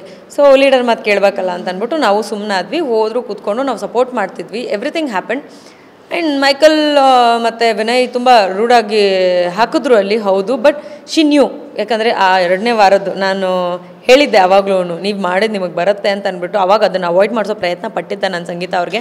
ಇಲ್ಲ ನಾನು ಆಡೋದೇ ಹಿಂಗೆ ಅಂತ ಹೇಳಿದ್ರು. ಸರಿ ಓಕೆ ಯಾವ ವಿಷಯ ಅಂದ್ಬಿಟ್ಟು ಸುಮ್ಮನಾಗಿದ್ವಿ ನಾವು. ಆ ವಿಚಾರಕ್ಕೆ 2ನೇ ವಾರದಲ್ಲೇ ನನಗೂ ಸಂಗೀತಂಗೂ ಜಗಳ ಕೂಡ ಆಗಿತ್ತು. ಸೊ ಅದ್ರ ರಿಸಲ್ಟ್ ಅವತ್ತಲ್ಲಿ ಕಾಣಿಸ್ತು. ಬಟ್ ಏನಂತಂದರೆ soap water was an extra thing. ಅದನ್ನು ಪ್ಲ್ಯಾನ್ ಮಾಡಿದ್ದು ಅವರೇನೆ, ಸಂಗೀತ ಅವರೇನೆ ಪ್ಲ್ಯಾನ್ ಮಾಡಿದ್ದು. ಸೊ ಅಂದರೆ ಅವರು ಮಾಡೋದು ಮಾಡಿಬಿಡ್ತಾರೆ, ರಿಸಲ್ಟ್ ಬಂದಾಗ ತೊಗೊಳ್ಳಲ್ಲ. ಆ ಸಮಯದಲ್ಲಿ ತಪ್ಪಾಯಿತು. ಬಟ್ ಆ ಒಂದು ಇನ್ಸಿಡೆಂಟ್ ಏನಾಯಿತು ಅವತ್ತೊಂದು ದಿನ ತುಂಬ ಹತ್ತಿದ್ದೀನಿ ನಾನು. ಅದು ನೋಡಿದಾರೋ ಇಲ್ಲೋ ಗೊತ್ತಿಲ್ಲ, ಟೆಲಿಕಾಸ್ಟ್ ಆಗಿದೆಯೋ ಇಲ್ಲೋ ಗೊತ್ತಿಲ್ಲ, ತುಂಬ ಹತ್ತಿದ್ದೀನಿ. ಯಾಕಂತಂದರೆ ನಾನು ಆ ಜಾಗದಲ್ಲಿ ಇರಬೇಕಿತ್ತಲ್ಲ ಗುರು, ನಾನು ಹೋಗ್ತೀನಿ ಅಂತ ಹಠ ಮಾಡ್ತಿದ್ದೆ. ಇವಾಗ ಅವ್ರಿಗಾಗಿರೋ ಪರಿಸ್ಥಿತಿ ನನಗಾಗ್ಬಿಡುತ್ತೆ. ನಮ್ಮ ಮನೆಯವ್ರು ನೋಡಿದವ್ರು ಏನು ಅನ್ಕೋತಾರೆ, ನಮ್ಮಮ್ಮ ಹೆಂಗೆ ಫೀಲ್ ಮಾಡ್ತಾರೆ ಅಂತ ನಾನು ಅವತ್ತು ತುಂಬ ಹತ್ತಿರೋದಿದೆ. ಅವತ್ತು ಅದರ ನೆಕ್ಸ್ಟ್ ಡೇ ಆ ಟಾಸ್ಕ್ ಆಗಿದ್ದ ದಿನ ಮತ್ತು ನೆಕ್ಸ್ಟ್ ಡೇ ಮತ್ತು ಆ ರಾಕ್ಷಸರು ಇದರಲ್ಲಿ ತುಂಬ ಹೈಲೈಟಿಂಗ್ ಆಗಿತ್ತು. ತನಿಷಾ ಹಾಕಿದ್ಲು ನೀರು ಜೋರಾಗಿ ಅಂತ ಅನ್ನೋದು ತುಂಬ ಹೈಲೈಟ್ ಆಗಿತ್ತು. ಅಲ್ಲಿರೋ ಅಷ್ಟು ಜನಕ್ಕೂ ನನ್ನ ಮೇಲೆ ಕೋಪ ಆಯಿತು. ಸೊ ನೀರು ಹಾಕಿದ್ರೆ ಅಂದರೆ ಅವತ್ತು ಹಾಸ್ಪಿಟ್ಲಿಗೆ ಹೋಗೋ ಪರಿಸ್ಥಿತಿನಲ್ಲಿ ಮತ್ತು ನಾನು ಇರ್ತಿದ್ದೆ ಅನ್ನೋದನ್ನು ನೆನೆಸ್ಕೊಂಡು ನಾನು ತುಂಬ ದುಃಖ ಪಟ್ಕೊಂಡಿರೋದಿದೆ. ಆ್ಯಂಡ್ ಅವ್ರ ಮೇಲೆಲ್ಲ ಕೋಪ ಮಾಡ್ಕೊಂಡಿರೋದು, ಬೇಜಾರು ಮಾಡ್ಕೊಂಡಿರೋದೆಲ್ಲ ಇದೆ. ವಾಪಸ್ ಬಂದಾಗ ಅಷ್ಟರ ಮಟ್ಟಿಗೆ ಆಗಿದೆ ಅಂತ ನಾವು ಯಾರೂ ಎಕ್ಸ್ಪೆಕ್ಟ್ ಮಾಡಿರಲಿಲ್ಲ. We thought like soap water ಹೋಗಿರುತ್ತೆ, ಅದು ವಾಶ್ ಆಗುತ್ತೆ, ಬರ್ತಾರೆ ಅಂತ ಅಂದ್ಬಿಟ್ಟು we waited and nothing happen. 3 ದಿನ ಆದಮೇಲೆ ಅವ್ರು ಬರ್ತಾರೆ, ವೀಕೆಂಡ್ ಎಪಿಸೋಡಲ್ಲಿ ಬರ್ತಾರೆ. ಬಂದಾದಮೇಲೆ ನೋಡಿದಾಗ ಶಾಕ್ ಆಗಿಬಿಡ್ತು. ಯಾಕಂತಂದರೆ ಕಣ್ಣು ಕಾಣಿಸ್ತಿಲ್ಲ ಅಂದ್ಕೊಂಡು ಬರ್ತಾರೆ. ಕಣ್ಣು ಕಾಣಿಸ್ತಿಲ್ಲ ಅಂತಂದಾಗ ಅಲ್ಲಿ ಯಾರೇ ಇರಲಿ, ಸಂಗೀತನ ಮೇಲೆ ಖುಷಿ ಇರಲಿ, ಬೇಜಾರಿರಲಿ, ಪ್ರತಾಪ್ ಮೇಲೆ ಏನು ಪ್ರೀತಿ ಗೀತಿ ಇಲ್ಲದೆ ಇರಬಹುದು, ಏನು ಬೇಕಾದರೂ ಇರಬಹುದು, ಬಟ್ ಹ್ಯುಮ್ಯಾನಿಟಿ ಅಲ್ಲ. ಸೊ ಅವ್ರು ಬಂದಾಗ ಆ ಸಮಯದಲ್ಲಿ ನೋಡಿ ತುಂಬ ದುಃಖ ಆಯಿತು. ಯಾಕಂದರೆ ನಾವುಗಳೇ ಮಾಡಿದಂಥ ಆಟ, ಅದು ಆಡಿದಂಥ ಆಟ. ಸೊ ನಮ್ಮ ಆಟದಿಂದ ಯಾರಿಗೋ ಒಬ್ರಿಗೆ ಎಫೆಕ್ಟ್ ಆಯಿತು. ನಾನು ಪವಿಗೆ ಹಾಕ್ದೆ, ಪವಿಯವ್ರು ಇವ್ರಿಗೆ ಹಾಕಿದ್ರು, ಅದು ಲೆಕ್ಕಕ್ಕೆ ಬರೋಲ್ಲ. ಬಟ್ ಆ ತಂಡ ಈ ತಂಡಕ್ಕೆ ಹಾಕ್ತು, ಈ ತಂಡ ಆ ತಂಡಕ್ಕೆ ನೀರು ಹಾಕ್ತು. But at the end result ಇವ್ರ ಕಣ್ಣಲ್ಲಿ ಕಾಣಿಸ್ತಲ್ಲ ಅನ್ನೋದು ಆಗಿತ್ತು. ಹಾಗಾಗಿ ತುಂಬ ದುಃಖ ಆಯಿತು. ನೆನೆಸ್ಕೊಂಡಿರಲಿಲ್ಲ ಚೆನ್ನಾಗಿ ಅದೊಂದು. ಯಾಕಂದರೆ ಅಲ್ಲಿ ಟಾಸ್ಕ್ ಆಗ್ತಿದ್ದಾಗ್ಲೂ ಇವ್ರು ನಿಲ್ಲಿಸಲ್ಲ ಅಂತ ಯಾವಾಗ ಗೊತ್ತಾಯಿತು, ಎದ್ಬಿಡಿ ಅಂತ ನಾನು ಇಬ್ರಿಗೂ ಹೇಳಿದೆ. ಸೋತ್ರೂ ಪರವಾಗಿಲ್ಲ ಎದ್ದೇಳಿ ಅಂತ ಹೇಳಿದ್ದೆ. ಇಬ್ಬರೂ ಎದ್ದೇಳಲಿಲ್ಲ, ಹಠ ಮಾಡ್ಕೊಂಡು ಕೂತ್ಕೊಂಡ್ರು. ಸೊ ಅದೊಂದು ಬೇಜಾರಿತ್ತು ನನಗೆ. ಹೇಳಿದ್ರು ಕೇಳಿಲ್ವಲ್ಲ ಮಾತು ಅಂತ ಅನ್ನೋದು. ಬಟ್ ವಾಪಸ್ ಬಂದಮೇಲೆ ಕಣ್ಣು ಹಿಂಗಾಯ್ತಲ್ಲ, ಯಾರಿಗಾದ್ರೂ ನೋವಾಗುತ್ತೆ. ಯಾಕಂದರೆ it is just A task, we have life. ಅದನ್ನು ನೆನೆಸ್ಕೊಂಡು ತುಂಬ ಬೇಜಾರಾಯಿತು. ಕಾಲಿಗೆ ಪೆಟ್ಟ ಆಗಿದೆ, ಬಟ್ ಇವಾಗ ಎಲ್ಲ ಕ್ಯೂರ್ ಆಗಿದೆ, ಇದು ಡ್ರಾಮಾ ಅಂತ ಹೇಳ್ಬಿಟ್ಟು ಎಲ್ಲರೂ ನಿಮ್ಮನ್ನ ಆಡ್ಕೊಳ್ತಾರೆ. ಸೊ ಏನೂ ಆಗಿಲ್ಲ, ಎಲ್ಲವೂ ಸರಿಯಾಗಿದೆ ಅಂತ ಹೇಳ್ಬಿಟ್ಟು ಅವ್ರಿಗೆ ಏನು ಹೇಳ್ತೀರಿ?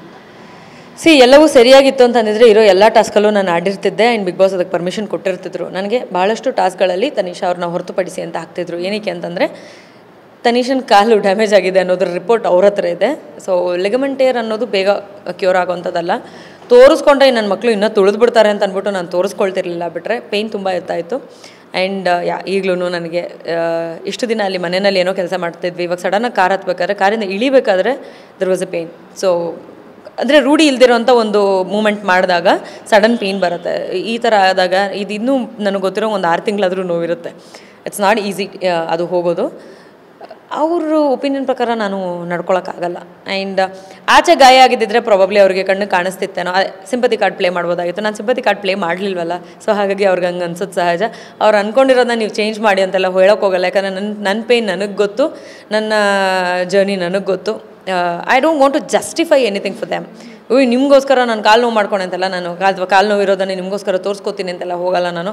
ನಂಬಿದ್ರೆ ನಂಬು, ಬಿಟ್ಟರೆ ಬಿಡೋ, ನನಗಿರೋದು ನನಗೆ, ನಿನಗಿರೋದು ನಿನಗೆ, ನಿನ್ನ ಪಾಡಕ್ಕೆ ನೀನು ಇರ್ತೀನಿ, ನನ್ನ ಪಾಡಕ್ಕೆ ನಾನು ಇರ್ತೀನಿ ಅಂತ ಇರ್ತಾಯಿದ್ದೆ. So no big deal. ನಾನು ಅದು ಒಪಿನಿಯನ್ನ ಚೇಂಜ್ ಮಾಡೋದಕ್ಕೂ ಹೋಗಲ್ಲ. I don't want to waste my energy on that. First ಫೈನಲಿಸ್ಟ್ನ ಆಯ್ಕೆ ಮಾಡಬೇಕು ಅಂತ ಒಂದು ಟಾಸ್ಕ್ ಕೊಡ್ತಾರೆ. ಅವ್ರು 3 ಜನದಲ್ಲಿ ಸೆಲೆಕ್ಟ್ ಮಾಡಬೇಕು ಅಂತ ಅಂದಾಗ ಅದಕ್ಕಿಂತ ಬಿಫೋರು ಸಂಗೀತ ಹೋಗ್ಬಿಟ್ಟು ಅವ್ರು 3 ಜನ ಬಂದಾಗ, ಪ್ರತಾಪು, ನಮ್ರತ ಮತ್ತು ಸಂಗೀತ ಅವರು 3 ಜನ ಹೋದಾಗ ಬಾತ್ರೂಮಲ್ಲಿ ಹೋಗ್ಬಿಟ್ಟು ಅವರು ಎಲ್ಲರೂ ನನ್ನ ಪಾನ್ಸ್ ಎಲ್ಲರೂ ಇದ್ದೀವಿ ಅಂತ ಮಾತನಾಡ್ಕೊಳ್ತಾರೆ. ಅವ್ರಿಗೆ ನನ್ನ ಪಾನ್ಸ್ ಎಲ್ಲರೂ ನನ್ನವರೇ ಇದ್ದಾರೆ ಅಂತ ಹೇಳ್ಬಿಟ್ಟು. ಸೊ ಲೈಕ್ ಅಂದರೆ ಅವರು ಹೇಳ್ದಂಗೆ ಕೇಳೋರು ಎಲ್ಲರೂ ಇದ್ದಾರೆ ಅಂತ ಮಾತನಾಡ್ಕೊಳ್ತಾರೆ. ಅದು ಅನಿಸುತ್ತಾ ನಿಮಗೆ? ಲೈಕ್ ಮಾಡಿಕೊಂಡ್ರು ಅವ್ರನ್ನೆಲ್ಲರೂ, ನಮ್ರತ ಮತ್ತು ಪ್ರತಾಪ್ನ ಅವ್ರು ಹೇಳ್ದಾಗ? ಅಂದರೆ ಏನಾಗುತ್ತೆ, ಅದಕ್ಕೆ ಮುಂಚಿನ ವಾರ ಒಂದು ಟಾಸ್ಕ್ ನಡೆಯುತ್ತೆ. ನಾನು ಮತ್ತು ಸಂಗೀತ ಅವರು ಮಾಲೀಕರಾಗಿರ್ತೀವಿ. ಅಲ್ಲಿಂದ ಆ್ಯಕ್ಚುಲಿ ಅವ್ರು ಕೆಟ್ಟ ಬುದ್ಧಿನ ಜಾಸ್ತಿ ತೋರ್ಸೋಕ್ಕೆ ಸ್ಟಾರ್ಟ್ ಮಾಡಿದ್ರು ಸಂಗೀತ ಅವರು. ಸೊ ಅಲ್ಲೇನಾಗುತ್ತೆ, ಅಲ್ಲಿವರೆಗೂ ನಮ್ರತನ ಕಂಡ್ರೆ ಆಗ್ತಿರಲ್ಲ ಅವ್ರಿಗೆ. ಅಲ್ಲ, ಫಸ್ಟು ನಿಮ್ಮನ್ನ ಪಾನ್ಸ್ ಯೂಸ್ ಮಾಡ್ಕೊಳ್ತಾರೆ, ನಿಮ್ಮನ್ನ ಮತ್ತು ಕಾರ್ತಿಕ್. ಆಮೇಲೆ ಇವರು ಅಲ್ಲಿ ಅದು ಬರಲ್ಲ. ನಾನು ಹೇಳೋದಲ್ಲ, ಈ ಸಿಂಪತಿ ಅನ್ನೋದನ್ನ ತುಂಬ ಚೆನ್ನಾಗಿ ಎಲ್ಲೆಲ್ಲಿ ಬೇಕೋ ಅಲ್ಲಲ್ಲಿ ಉಪಯೋಗಿಸ್ಕೋತಾರೆ ಅವರು. ಇಲ್ಲಿ ಬಂದಾಗ ಏನಾಗುತ್ತೆ, ಸಪೋರ್ಟ್ ಅನ್ನೋ ಒಂದು ಇದು ಮಾಡ್ತಾರೆ. ಅಲ್ಲಿ ನಮ್ಮ ಹತ್ರ ಸಪೋರ್ಟ್ ತೊಗೊಳ್ತಿದ್ರು, ಇಲ್ಲಿ ಇವ್ರು ಸಪೋರ್ಟ್ ಮಾಡೋ ಥರ ಮಾಡ್ತಾರೆ. ಇವ್ರು ಸಪೋರ್ಟ್ ಮಾಡೋ ಥರ ಮಾಡಿ ಅವ್ರನ್ನ ಮುಂದಕ್ಕೆ ಬಿಡೋ ಥರ ಇದು ಮಾಡ್ತಾರೆ. ಮುಂದಕ್ಕೆ ಬಿಟ್ಟಾಗ್ಲೂ ಅವ್ರಿಗೆ ಆ ಜಾಗ ಸಿಗಲಿಲ್ಲ ಅಂತ ಹತ್ತಿರೋದಿದೆ, ಅದನ್ನು ಯಾವತ್ತೂ ಹೇಳ್ಕೊಳ್ಳಲ್ಲ ಅವರು. She is jealous to the core, ಅದನ್ನು ಯಾವತ್ತೂ ಹೇಳ್ಕೊಳ್ಳಲ್ಲ ಅವರು. ಅಲ್ಲಿ ಅವ್ರು ಹೋಗ್ಬಿಟ್ಟು ಅವರು ಲೀಡರ್ ಆಗಲಿ ಅಥವಾ ಐ ಮೀನ್ ಅವ್ರು ಕ್ಯಾಪ್ಟನ್ ಆಗಲಿಲ್ಲ, ನಮ್ರತ ಅವ್ರು ಕ್ಯಾಪ್ಟನ್ ಆಗಿಬಿಟ್ರು ಅಂತ. ಬಟ್ ಆ ಜಾಗದಲ್ಲಿ ನಮ್ರತನ ಬದಲು ಸಂಗೀತ ಇದ್ದಿದ್ದರೆ ಪ್ರಾಬಬ್ಲಿ ವಿನಯ್ಗೆ ಹೋಗ್ತಿತ್ತು, ಓಟ್ ಅಂತ ಬಂದಾಗ, ಫಾರ್ ಹರ್ ಬಿಹೇವಿಯರ್. ಅದಾದಮೇಲೆ ಅವರು ಚೆನ್ನಾಗಿರೋ ಥರ ಎಲ್ಲ ಸ್ಟಾರ್ಟ್ ಮಾಡಿದ್ದು. ಅವ್ರಿಗೆ ಬೇಕಾಗಿರೋದು ಅಂತಂದರೆ ಅಲ್ಲಿ ಒಂದು ಜಾಗದಲ್ಲಿ ಅವ್ರಿಗೆ ಅನಿಸ್ತಾ ಹೋಗುತ್ತೆ, ಇವ್ರು ನನ್ನ ಮಾತು ಕೇಳ್ತಾರೆ ಈ ಥರ ಹೇಳಿದ್ರೆ ಅಂತ. ಕೇಳೋವಂಥವ್ರು ಸಿಕ್ಕಿದ್ರು ಅವ್ರನ್ನ ಮುಂದಕ್ಕೆ ಹಾಕೊಂಡು. ಅದೇ ಮಾತು ಕೇಳ್ದಿರೋಂಥವ್ರು ನಾನಾಗಲಿ, ಕಾರ್ತಿಕ್ ಆಗಲಿ, ವಿನಯ್ ಆಗಲಿ ಇದ್ದಿತ್ತು ಅಂತ ಅಂದಿದ್ದರೆ ಆ ಜಾಗದಲ್ಲಿ ಖಂಡಿತವಾಗ್ಲೂ ಸಂಗೀತಕ್ಕೆ ಫಿನಾಲೆ ಟಿಕೆಟ್ ಸಿಗ್ತಿರಲಿಲ್ಲ, ಸಿಗಕ್ಕೆ ಬಿಡ್ತಿರಲಿಲ್ಲ. ಬಿಕಾಸ್ ನಮಗೆ ನಮ್ಮದೇ ಆಗಿರುವಂಥ ಒಂದು ಛಾಪ್ ಇದೆ, ಅದನ್ನು ನಾವು ಮೂಡಿಸಿದ್ದೀವಿ. ಮೂಡಿಸಿರೋ ರೀತಿನ ಹೇಳೋಕ್ಕೂ ಬರುತ್ತೆ. ಅಲ್ಲಿ ವೀಕ್ ಆಗಿರೋರು ಸಿಕ್ಕಿದ್ರೆ ನಾನು ಹೈಲೈಟ್ ಆಗ್ತೀನಿ ಅಂತ ಅಂದ್ಕೊಳ್ಳೋದು ತಪ್ಪೇ ಅಲ್ಲ. So she is doing that ಅಷ್ಟೇ. ಯಾವಾಗ ಪ್ರತಾಪ್ಗೆ ಫ್ಯಾನ್ ಬೇಸ್ ಜಾಸ್ತಿ ಇದೆ ಅಂತ ಗೊತ್ತಾಯಿತು, ಆವಾಗಲಿಂದ ಪ್ರತಾಪು ಸಂಗೀತ ಅವ್ರಿಗೆ ಪ್ರತು ಅದನ್ನ ತಮ್ಮ ಅದನ್ನ ಆ್ಯಕ್ಚುಲಿ ಪ್ರತು ಅಂತ ಕರಿತಾ ಇದ್ದಿದ್ದು ನಾನು. ತಮ್ಮ ಅನ್ನೋದಿತ್ತು, ಯಾಕಂತಂದರೆ ಅವನು ಮೊದಲಿಂದನೂ ದೀದಿ ಅಂತ ಕರಿತಾ ಇದ್ದ. ಸೊ ಹಾಗಾಗಿ ತಮ್ಮ ಅನ್ನೋದು ಯಾವಾಗಲೂ ಇತ್ತು. ಬಟ್ ಪ್ರತು ಅಂತ ಕರಿಯೋಕ್ಕೆ ಸ್ಟಾರ್ಟ್ ಮಾಡಿದ್ದು ನಾನು. ನಂಗೆ ಗೊತ್ತೂ ಇರಲಿಲ್ಲ ಅವ್ರ ಮನೆಯಲ್ಲಿ ಹಂಗೆ ಕರೀತಾರೆ ಅಂತ ಅಂದ್ಬಿಟ್ಟು ಸ್ಟಾರ್ಟ್ ಮಾಡಿದ್ದು ನಾನು. ಬಟ್ ಅವನ ಒಂದು ಫ್ಲಕ್ಚುವೇಟಿಂಗ್ ಕ್ಯಾಲ್ಕುಲೇಟಿವ್ ಬಿಹೇವಿಯರ್ ನೋಡಿ ಅದನ್ನು ಬಿಟ್ಟೆ ನಾನು. ಆ ರೀತಿ ಕರೆಯೋದನ್ನು ಬಿಟ್ಟೆ. ಯಾಕಂತಂದರೆ ಅವ್ನು ತುಂಬ ಕ್ಯಾಲ್ಕುಲೇಟಿವ್ ಆಗಿ ಆಡ್ತಾನೆ. ಯಾರನ್ನು ಯಾವಾಗ ಬೇಕಾದ್ರೂ ಕೆಳಗೆ ಹಾಕ್ಬಿಡ್ತಾನೆ, ಅಥವಾ ಯಾರನ್ನು ಯಾವಾಗ ಬೇಕಾದ್ರೂ ಒಳ್ಳೆಯವ್ರು ಮಾಡ್ತಾನೆ, ಕೆಟ್ಟದ್ದು ಮಾಡ್ತಾನೆ ಅಂತ ಅಂದ್ಬಿಟ್ಟು. ಅಂದರೆ ಕ್ಯಾಲ್ಕುಲೇಷನ್ಸ್ ಒಂಚೂರು ಫೀಲ್ ಆಗೋದು. And you are not stable man. ಪರವಾಗಿಲ್ಲ, ನೀನು ಕೆಟ್ಟದೇ ಮಾತಾಡೋಕ್ಕಂತ ಅಂದರೆ ಮಾಡಬೇಕು ಅಂತ ನೀನು ರೆಡಿ ಆಗೋ ತೊಂದರೆ ಇಲ್ಲ. That's all in your game. But ನಿನ್ನ ಬಿಹೇವಿಯರ್ ಕಂಪ್ಲೀಟಾಗಿ ಚೇಂಜ್ ಆಗಬಾರ್ದು. ಅವ್ನ ಬಿಹೇವಿಯರ್ ಒಂದು ವಾರಕ್ಕೂ ತುಂಬ ಕಂಪ್ಲೀಟಾಗಿ ಚೇಂಜ್ ಆಗೋದು. ಸೊ ಆ ಕಾರಣಕ್ಕೆ ನಾನು ಅದನ್ನು ಹೇಳೋದನ್ನು ಬಿಟ್ಟೆ. ಇವ್ರಿಗೆ ಅದನ್ನು ಮಾತಾಡಿದ್ರೆ ನಂಗೆ ಗೊತ್ತಿಲ್ಲ ಏನಾಗುತ್ತೆ ಅಂತ. ಬಟ್ ಒಂದು ಒಳ್ಳೆ ಬಾಂಡಿಂಗ್ ಬೆಳೆಯುತ್ತೆ ಅವರಿಬ್ಬರ ಮಧ್ಯೆ. ನಿನಗೆ ನಾನು, ನನಗೆ ನೀನು ಅಂದ್ಕೊಂಡು ಹೆಸರಿಟ್ಟಿದ್ದಾರೆ. ಅಂದರೆ ನಿಮ್ಮ ಫ್ಯಾನ್ಸು ಎಲ್ಲರೂ ಸೇರಿಸ್ಬಿಟ್ಟು ಸಿಂಪತಿ ಅಕ್ಕ, ಸಿಂಪತಿ ತಮ್ಮ ಅಂತ. ಆ್ಯಕ್ಚುಲಿ ಚೆನ್ನಾಗಿದೆ ಅದು ಕೇಳೋದಕ್ಕೆ. ಇಬ್ಬರು ತುಂಬ ಚೆನ್ನಾಗಿ ಪ್ಲೇ ಮಾಡ್ತಾರೆ ಅದನ್ನು, ಯಾವ್ಯಾವ ಜಾಗದಲ್ಲಿ ಬೇಕೋ ಅಲ್ಲಲ್ಲಿ. ಬಟ್ ಪ್ರತಾಪ್ ಅಟ್ಲೀಸ್ಟ್ ಸಿಂಪತಿ ಅಂತ ತೋರಿಸ್ಕೊಳ್ಳಲ್ಲ, ಅವ್ರು ತೋರಿಸ್ಕೋತಾರೆ. ಇದು ನಾನು ಇರೋದೇ ಹೀಗೆ, ನೀವು ಸಿಂಪತಿ ಕೊಟ್ಟರೆ ನಾನು ಆಕ್ಸೆಪ್ಟ್ ಮಾಡ್ತೀನಿ ಅಂತ ಪ್ರತಾಪ್ ಅಂತಾರೆ. ಇಲ್ಲ, ನನಗೆ ಸಿಂಪತಿ ಬೇಕೇ ಬೇಕು ಅಂತ ತಗೋತಾರೆ ಸಂಗೀತ ಅವರು. ಸೊ ಅಕ್ಕ ತಮ್ಮ ಚೆನ್ನಾಗಿದ್ದಾರೆ, ಒಳ್ಳೆ ಜೋಡಿ. ಸೊ ತುಂಬ ಕ್ಯಾಲ್ಕುಲೇಷನ್ ಇರುವಂಥವ್ರು ಅವರಿಬ್ಬರು. ವಿನಯ್ ಬಿಟ್ಟರೆ ಅವರಿಬ್ಬರು ಆ ಮನೆಯಲ್ಲಿ ಕ್ಯಾಲ್ಕುಲೇಟ್ ಮಾಡಿ ಮಾಡಿ ಮಾಡಿ ಮಾಡಿ ಯಾರನ್ನು ಹೊರಗೆ ಹಾಕ್ಬೋದು ಅಂತ ಯೋಚನೆ ಮಾಡ್ತಿರ್ತಾರೆ. ಆ್ಯಂಡ್ ಹೊರಗೆ ಹೋಗೋ ವ್ಯಕ್ತಿ ಯಾರಿರ್ತಾರೆ ಅವ್ರ ಜೊತೆ ತುಂಬ ಚೆನ್ನಾಗಿ ಮಾತಾಡ್ತಾರೆ. ನೀವು ನೋಡಿಬೇಕಂದ್ರೆ ಅವ್ರು ತುಂಬ ಚೆನ್ನಾಗಿ ಮಾತಾಡ್ತಾರೆ. ಮೇ ಬಿ ಬಿಕಾಸ್ ಅವ್ರು ಹೋಗ್ಬಿಡ್ತಾರೆ ಅಂತ ಇರ್ಬೋದು, ಅವ್ರ ಕ್ಯಾಲ್ಕುಲೇಷನ್ ವರ್ಕ್ ಆಗಿರ್ಬೋದು, ಅಥವಾ ಹೋಗಬೇಕಾದ್ರೆ ಒಂದು ಅಧಿಕಾರ ಸಿಗುತ್ತಲ್ಲ ಎಲಿಮಿನೇಟ್ ಆಗ್ತಿರೋರಿಗೆ, ಅದನ್ನು ಇವ್ರು ಪರವಾಗಿ ಮಾಡ್ಕೊಳ್ಳೋಕ್ಕೆ ಅಷ್ಟಿಲ್ದರೆ ಅವರು ಕ್ಯಾಪ್ಟನ್ ಆಗ್ತಿರ್ಲಿಲ್ಲ ಸಿರಿ ಮ್ಯಾಮ್ನ ಯೂಸ್ ಮಾಡಿಕೊಂಡು. So that's how it is. ನೋಡೋದಕ್ಕೆ ಎಲ್ಲ ಚೆನ್ನಾಗೇ ಅನಿಸುತ್ತೆ, ಬಟ್ ಕಾಣಿಸುತ್ತೆ ಸಂಗೀತ ಅವ್ರು ಕಾಣಿಸೋಂಗೆ ಮಾಡ್ಕೊಂಡ್ರು ಅಂತ ಅನಿಸ್ತಾರೆ. ಬಿಟ್ಟರೆ ಕಾರ್ಡ್ಗಳೆಲ್ಲ ತುಂಬ ಚೆನ್ನಾಗಿ ಪ್ಲೇ ಮಾಡ್ತಾರೆ, ಯೂಸ್ ಮಾಡ್ಕೊತಾರೆ. ಗೇಮ್ ಕೆಡ್ದಾಗ ಆಡ್ತಿದ್ದಾರೆ ಅಂತ ಐ ಫೀಲ್ ಅಷ್ಟೇ. ನಾನು ಇನ್ನೇನು ಹೇಳೋಕ್ಕೆ ಇಷ್ಟಪಡಲ್ಲ. ಈ ಆಚೆ ಬಂದಮೇಲೆ ಯಾರು ಫ್ಯಾನ್ ಬೇಸ್ ನೋಡಿ ಜಾಸ್ತಿ ಶಾಕ್ ಆಯಿತು?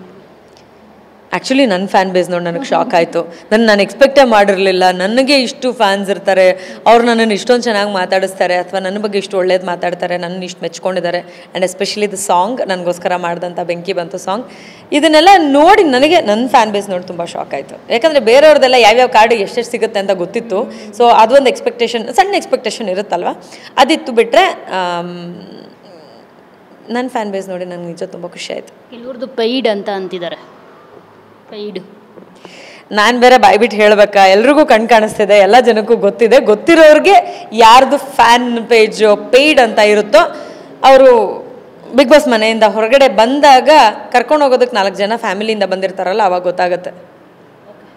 ಜೊತೆಗೆ ನೀವು ಪ್ರತಾಪ್ ಅವ್ರಿಗೆ ಒಂದು ಪದ ಬಳಕೆ ಮಾಡ್ತೀರಾ, ಅದು ಇಲ್ಲಿ ವಿವಾದ ಆಗುತ್ತೆ.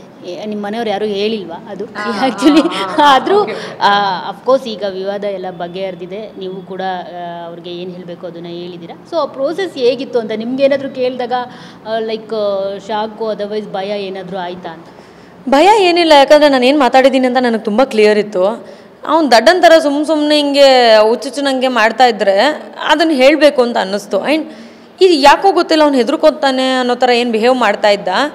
ಆ ಕಾರಣಕ್ಕೆ ಯಾರು ಹೇಳೋ ಧೈರ್ಯ ಮಾಡ್ತಿರ್ಲಿಲ್ವೇನೋ ಅಂತ ಅನ್ನಿಸ್ತು. ನಾನು ಹೇಳಬೇಕಾದ್ರೆ ಹೇಳೋ ಜಾಗದಲ್ಲಿ ಹೇಳೋ ಮಾತನ್ನು ಹೇಳಲೇಬೇಕು, ಇಲ್ಲಾಂದರೆ ನಾವು ಮನುಷ್ಯರೇ ಅಲ್ಲ ಅಂತ ಅಂದ್ಬಿಟ್ಟು ಹೇಳಿರ್ತೀನಿ. ಬಟ್ ಕೇಳಿಸ್ಕೊಂಡಿರೋರು ಕಿವಿ ಇವಾಗ 100 ಜನರಲ್ಲಿ 99 ಜನಕ್ಕೆ ಅದು ನಾನು ಏನು ಹೇಳಿದ್ದೀನೋ ಅದೇ ಕೇಳಿಸಿದೆ. ಇನ್ನೊಬ್ರಿಗೆ ಯಾರಿಗೋ ಒಂಥರ ಬೇರೆ ಥರ ಕೇಳಿಸಿದೆ. ಅದರದ್ದೊಂದು ವಾದ ವಿವಾದಗಳು ನಡೀತು. ನಾನು ಹೇಳಿಲ್ಲ ಅನ್ನೋದು ಕಾನ್ಫಿಡೆಂಟಾಗಿ ನನಗೆ ಗೊತ್ತಿದ್ದರಿಂದ ಭಯಗೆ ಏನಾಗಲಿಲ್ಲ. ಎನ್ಕ್ವೈರಿ ಇತ್ತು ಒಳಗಡೆ. ಎನ್ಕ್ವೈರಿ ಆದಾಗ ಕ್ಲಿಯರಾಗಿ ನಾನು ಹೇಳಿದೆ, ಪ್ರತಾಪ್ ಅವರು ಹೇಳಿದ್ರು. So it's all fine. ನೀವು ಆಗುತ್ತೆ ಅಂತ ಎಕ್ಸ್ಪೆಕ್ಟ್ ಮಾಡಿರಲಿಲ್ಲ. ಈವನ್ ನಮಗೆ ಗೊತ್ತಿಲ್ಲ. ನೀವು ವರ್ತೂರವ್ರನ್ನ ಯಾವಾಗಲೂ ಒಂದು ಮಾತು ಹೇಳ್ತಾ ಇರ್ತಾರೆ, ಸಖತ್ ಇನ್ನೋಸೆಂಟ್ ಅಂತ. ಆಚೆ ಬಂದಮೇಲೂ ಹಾಗೆ ಅನ್ನಿಸ್ತಾ ನಿಮಗೆ ಇನ್ನೋಸೆಂಟ್ ಅವರು ಅಂತ ಹೇಳ್ಬಿಟ್ಟು? ಯಾಕಂದರೆ ನೀವು ಕಾಲಿಗೆ ಪೆಟ್ಟಾಗಿರುತ್ತೆ, ನೀವು ಹಾಸ್ಪಿಟಲೈಸ್ ಆಗಿರ್ತೀರಾ, ಅವರು ಅವಾಗ ಅವರ ಮದುವೆ ಬಗ್ಗೆ ಹೇಳ್ಕೊಳ್ತಾರೆ, ಯಾರಿಗೂ ಗೊತ್ತಿರೋದಿಲ್ಲ ಅದನ್ನು. ಇಲ್ಲಿ ಆಚೆ ಏನಾಗ್ತಾ ಇರುತ್ತೆ ಗೊತ್ತಾ, ನೀವು ಒಳಗಡೆ ಬಂದಮೇಲೆ ಎಲ್ಲರೂ ತನಿಷಾಗೆ ಹೇಳ್ರೋ ವರ್ತೂರವ್ರಿಗೆ ಮದುವೆ ಆಗಿದೆ ಅಂತ ಎಲ್ಲರೂ ಪೋಸ್ಟ್ ಮಾಡ್ತಿರ್ತಾರೆ, ಅದಕ್ಕೆ ನಿಮಗೆ ಗೊತ್ತಿರಲ್ಲ ಅಂತ ಹೇಳ್ಬಿಟ್ಟು. ಇಲ್ಲ ಪಾಪ ನಾನು ಯಾಕೆ ಅವ್ರು ಏನಾದರೂ ಹಿಂದೆ ಮಾತಾಡಿದ್ರು ಕೂಡ ನಾನು ಅವರನ್ನು ಸ್ಟಿಲ್ ಮೆಚ್ಕೋತೀನಿ ಅಂತಂದರೆ, ಅಲ್ಲಿ 24 ಗಂಟೆ ಇರೋದ್ರಿಂದ ಆ 24 ಗಂಟೆನಲ್ಲಿ 1 ಅವರ್ ನನ್ನ ಹತ್ರ ಮಾತಾಡಿದರೆ ಅದೊಂದು 10 ನಿಮಿಷದಲ್ಲಿ ಆ ವಿಚಾರ ನನಗೆ ಮೊದಲೇ ಹೇಳಿದರು. ಆ್ಯಕ್ಚುಲಿ ಮನೆಯವ್ರಿಗೆ ಲೇಟಾಗಿ ಗೊತ್ತಾಗಿದೆ, ನನ್ನ ಆಬ್ಸೆನ್ಸಲ್ಲಿ ಗೊತ್ತಾಗಿದೆ ಹೌದು, ಬಟ್ ಲೇಟಾಗಿ ಗೊತ್ತಾಗಿದೆ. ಅದಕ್ಕೆ ಮುಂಚೆನೇ ಅವ್ರು ನನಗೆ ಆ ವಿಚಾರ ಹೇಳಿದರು. ಆ್ಯಂಡ್ ಹೋದ್ಮೇಲೆ ಅವರ ಒಂದು ರಿಸಲ್ಟ್ ಏನಿರುತ್ತೆ, ವಾಪಸ್ ಮನೆಗೆ ಹೋದ್ಮೇಲೆ ಅವ್ರದ್ದು ಏನು ಪ್ಲ್ಯಾನ್ ಇದೆ ಅವರ ಪರ್ಸ್ನಲ್ ಲೈಫಲ್ಲಿ ಅಂತ ಕೂಡ ನನ್ನ ಹತ್ರ ಹೇಳಿದರು. ಸೊ ಹಾಗಾಗಿ ಅವ್ರ ಮೇಲಿರೋ ರೆಸ್ಪೆಕ್ಟ್ ಯಾವಾಗಲೂ ಹಾಗೆ ಇರುತ್ತೆ. Is one genuine person.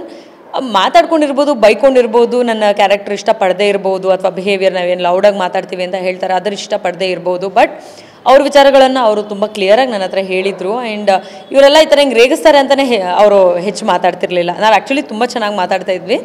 ಹೆಚ್ಚು ಮಾತಾಡ್ತಾ ಇದ್ದಿದ್ದನ್ನೆಲ್ಲ ಕಂಟ್ರೋಲ್ ಮಾಡ್ಕೊಳ್ಳೋದಕ್ಕೆ ರೀಸನ್ ಏನೇ ಎಲ್ಲರೂ ರೇಗಿಸ್ತಾರೆ ಅನ್ನೋ ಒಂದು ವಿಷಯ ಆಗಿತ್ತು. ಅಥವಾ ನಾನು ಏನೋ ಒಂದು ಕಾರ್ತಿಕ್ಗೆ ಸಪೋರ್ಟ್ ಮಾಡ್ತೀನಿ ಅನ್ನೋ ಒಂದು ವಿಷಯ ಅವ್ರಿಗೆ ಇಷ್ಟ ಆಗ್ತಿರಲಿಲ್ಲ. ಬಟ್ ಅವ್ರಿಗೆ ಇಷ್ಟ ಆಗಲ್ಲ ಅಂದ್ಬಿಟ್ಟು ನನ್ನ ಫ್ರೆಂಡನ್ನು ನಾನು ಬಿಟ್ಕೊಡೋಕೆ ಇಷ್ಟ ಇಲ್ಲ ನನಗೆ. ಸೊ ನನಗೇನು ಅನಿಸಿದೆಯೋ ನಾನು ಅದನ್ನು ಮಾಡ್ತಾ ಬಂದಿದ್ದೀನಿ. But is one genuine person. ಈ still I feel he's innocent. ಈಗ ಅವರೇ ಕಾರ್ತಿಕ್ ಪರ ಇದ್ದಾರೆ ಮನೆಯಲ್ಲಿ. ಅದೇನೇ ಅಂದರೆ ಏನಾಗುತ್ತೆ, ನಾನು ಅವ್ರ ಜೊತೆ ನಿಂತಾಗ ನಾನು ಯಾವ ಕಾರಣಕ್ಕೆ ನಿಂತಿದ್ದೆ ಅನ್ನೋದು ಅವ್ರಿಗೆ ಇವಾಗ ಗೊತ್ತಾಗಿರುತ್ತೆ ಅಷ್ಟೇ, ಇನ್ನೇನು ಹೇಳಲ್ಲ ನಾನು. ಅವರು ಜೈಲಿಗೆ ಹೋಗಿ ಬಂದಿದ್ದಾರೆ ಅನ್ನೋದು ಎಷ್ಟು ಬೇಜಾರಾಯಿತು ಆ್ಯಕ್ಚುಲಿ ಬೇಜಾರಾಯಿತು. ಲೈಕ್ ಯಾವುದೋ ಒಂದು ಜ್ಯುವೆಲ್ರಿ ವಿಚಾರಕ್ಕೆ ಏನೋ ಒಂದಿಷ್ಟು ದೊಡ್ಡ ವಿಷಯ ಆಗುತ್ತೆ ಅಂತ ನಾನು ಎಕ್ಸ್ಪೆಕ್ಟ್ ಮಾಡಿರಲಿಲ್ಲ. ಆ್ಯಂಡ್ ನಂದಾದಾಗಲೇ ನಂದೇ ಅಯ್ಯೋಯ್ಯೋ ಏನೋ ಆಗೋಯ್ತು ಅಂತ ನಾನು ಅಂದ್ಕೊಂಡಿದ್ದೆ. ಬಟ್ ನನಗಿಂತ ಮುಂಚೆ ಪಾಪ ಅವ್ರು ಅದನ್ನು ಫೇಸ್ ಮಾಡಿ ಬಂದಿರೋದು ನೋಡಿ ಬಂದು ಕೂಡ ಅವರಷ್ಟು ಚೆನ್ನಾಗಿ ಆಡ್ತಾ ಇದ್ದಾರೆ ಅನ್ನೋದ್ರ ಮೇಲೆ ಹೆಮ್ಮೆ ಇದೆ. ಯಾಕಂದರೆ ಕೆಲವೊಂದು ವಿಚಾರಗಳು ನಮ್ಮ ಜೀವನದಲ್ಲಿ ಯಾವಾಗ ಆ ಥರ ಆಗುತ್ತೋ ನಾವು ತುಂಬ ಕುಗ್ಗೋಗ್ಬಿಡ್ತೀವಿ. ಅವ್ರು ಅದನ್ನೇನು ಮ್ಯಾಟ್ರ್ ಮಾಡ್ಕೊಳ್ಳದೆ ಚೆನ್ನಾಗಿ ಆಡ್ತಿದ್ದಾರೆ ಅನ್ನೋದ್ರ ಮೇಲೆ ಒಂದು ಹೆಮ್ಮೆ ಇದೆ. ನಿನ್ನೆ ಕಾರ್ತಿಕ್ ಮತ್ತು ಸಂಗೀತ ಅವರು ಒಂದು ವಿಷಯವಾಗಿ ಜಗಳಾಡ್ತಾರೆ. ಅಂದರೆ ನೀವು ಲೈಕ್ ಅವರು ನಾವು ಓಟ್ ಹಾಕಿದ್ದೀವಿ ನಿಮಗೆ ಫೈನಲಿಸ್ಟ್ ಆಗೋದಕ್ಕೆ ಅಂತ ಹೇಳ್ತಾರೆ. ಅದು ಹಾಕಬೇಕು ಅಂತಲೇ ಹಾಕಿದ್ದೀರಾ, ನನಗೆ ಅಂತ ಸ್ಪೆಷಲಾಗಿ ಏನು ಹಾಕಿಲ್ಲ ಅಂತ ಅವ್ರು ಹೇಳ್ತಾರೆ. ಜೊತೆಗೆ ಅದಾದಮೇಲೆ ಸ್ವಲ್ಪ ಚರ್ಚೆ ಆಗುತ್ತೆ ಅವರಿಬ್ಬರ ನಡುವೆ. ಅಂದರೆ ಲೈಕ್ ಕಾರ್ತಿಕ್ ಹೇಳ್ತಾರೆ, ನೀವು ನನ್ನನ್ನು ಹಗ್ ಮಾಡ್ಕೊಳಕ್ಕೆ ಬಂದಿದ್ರಿ, ನಾನೇ ಅವಾಗ ಹಗ್ ಮಾಡ್ಕೊಳ್ಲಿಲ್ಲ ಅಂತ ಹೇಳ್ಬಿಟ್ಟು ಅವಾಗ ಅವರಿಬ್ಬರ ಮಧ್ಯೆ ನಾನು ಹೇಳ ಅಂತ ಸ್ವಲ್ಪ ವಾದ ವಿವಾದಗಳು ನಡೆಯುತ್ತೆ. ಸೊ ಅದ್ರ ಬಗ್ಗೆ ಹೇಳಿದ್ದಾರೆ. ಹಂಗೆ ನೋಡೋಕೆ ಹೋದರೆ ಆ್ಯಕ್ಚುಲಿ ಸಂಗೀತನ ಜಾಸ್ತಿ ಹಿಂದೆ ಬರ್ತಾ ಇದ್ದಿದ್ದು.